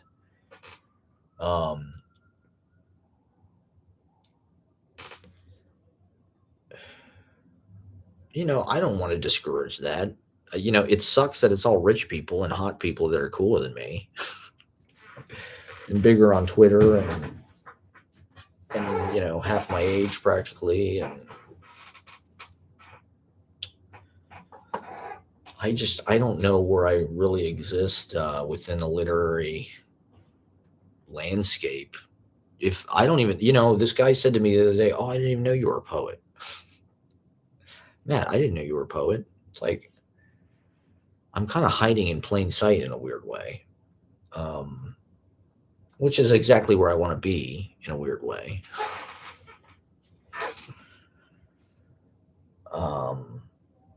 But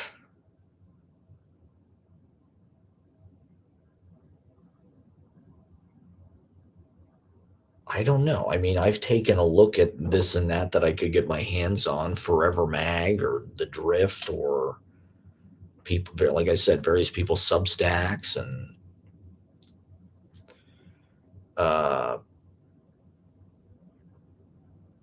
you know, there's all level of fucking interest and quality. And you know, I think there's a lot of people who do interesting poetry stuff, and there's a lot of people who are not as interesting, you know, they were not necessarily my cup of tea. Okay, let me see. I think this is Ashley. Hello? You're here, okay. Goodbye. Okay. All right, Ashley is landed, so thank you guys for watching. Not that anybody fucking did. I did get 3 likes. It's probably, let me guess, Adam S., Bruce Holiday, and I don't know who's the mystery like. Could be anybody. Maybe it's a rich and famous Hollywood producer. All right. Well, anyway, thank you guys for watching, and watch the open mic tomorrow, Monday night, 9 p.m. Thank you for watching. Goodbye. I can't wait to see what's next in the news cycle. Hopefully we'll get some picks here soon. Thanks for watching.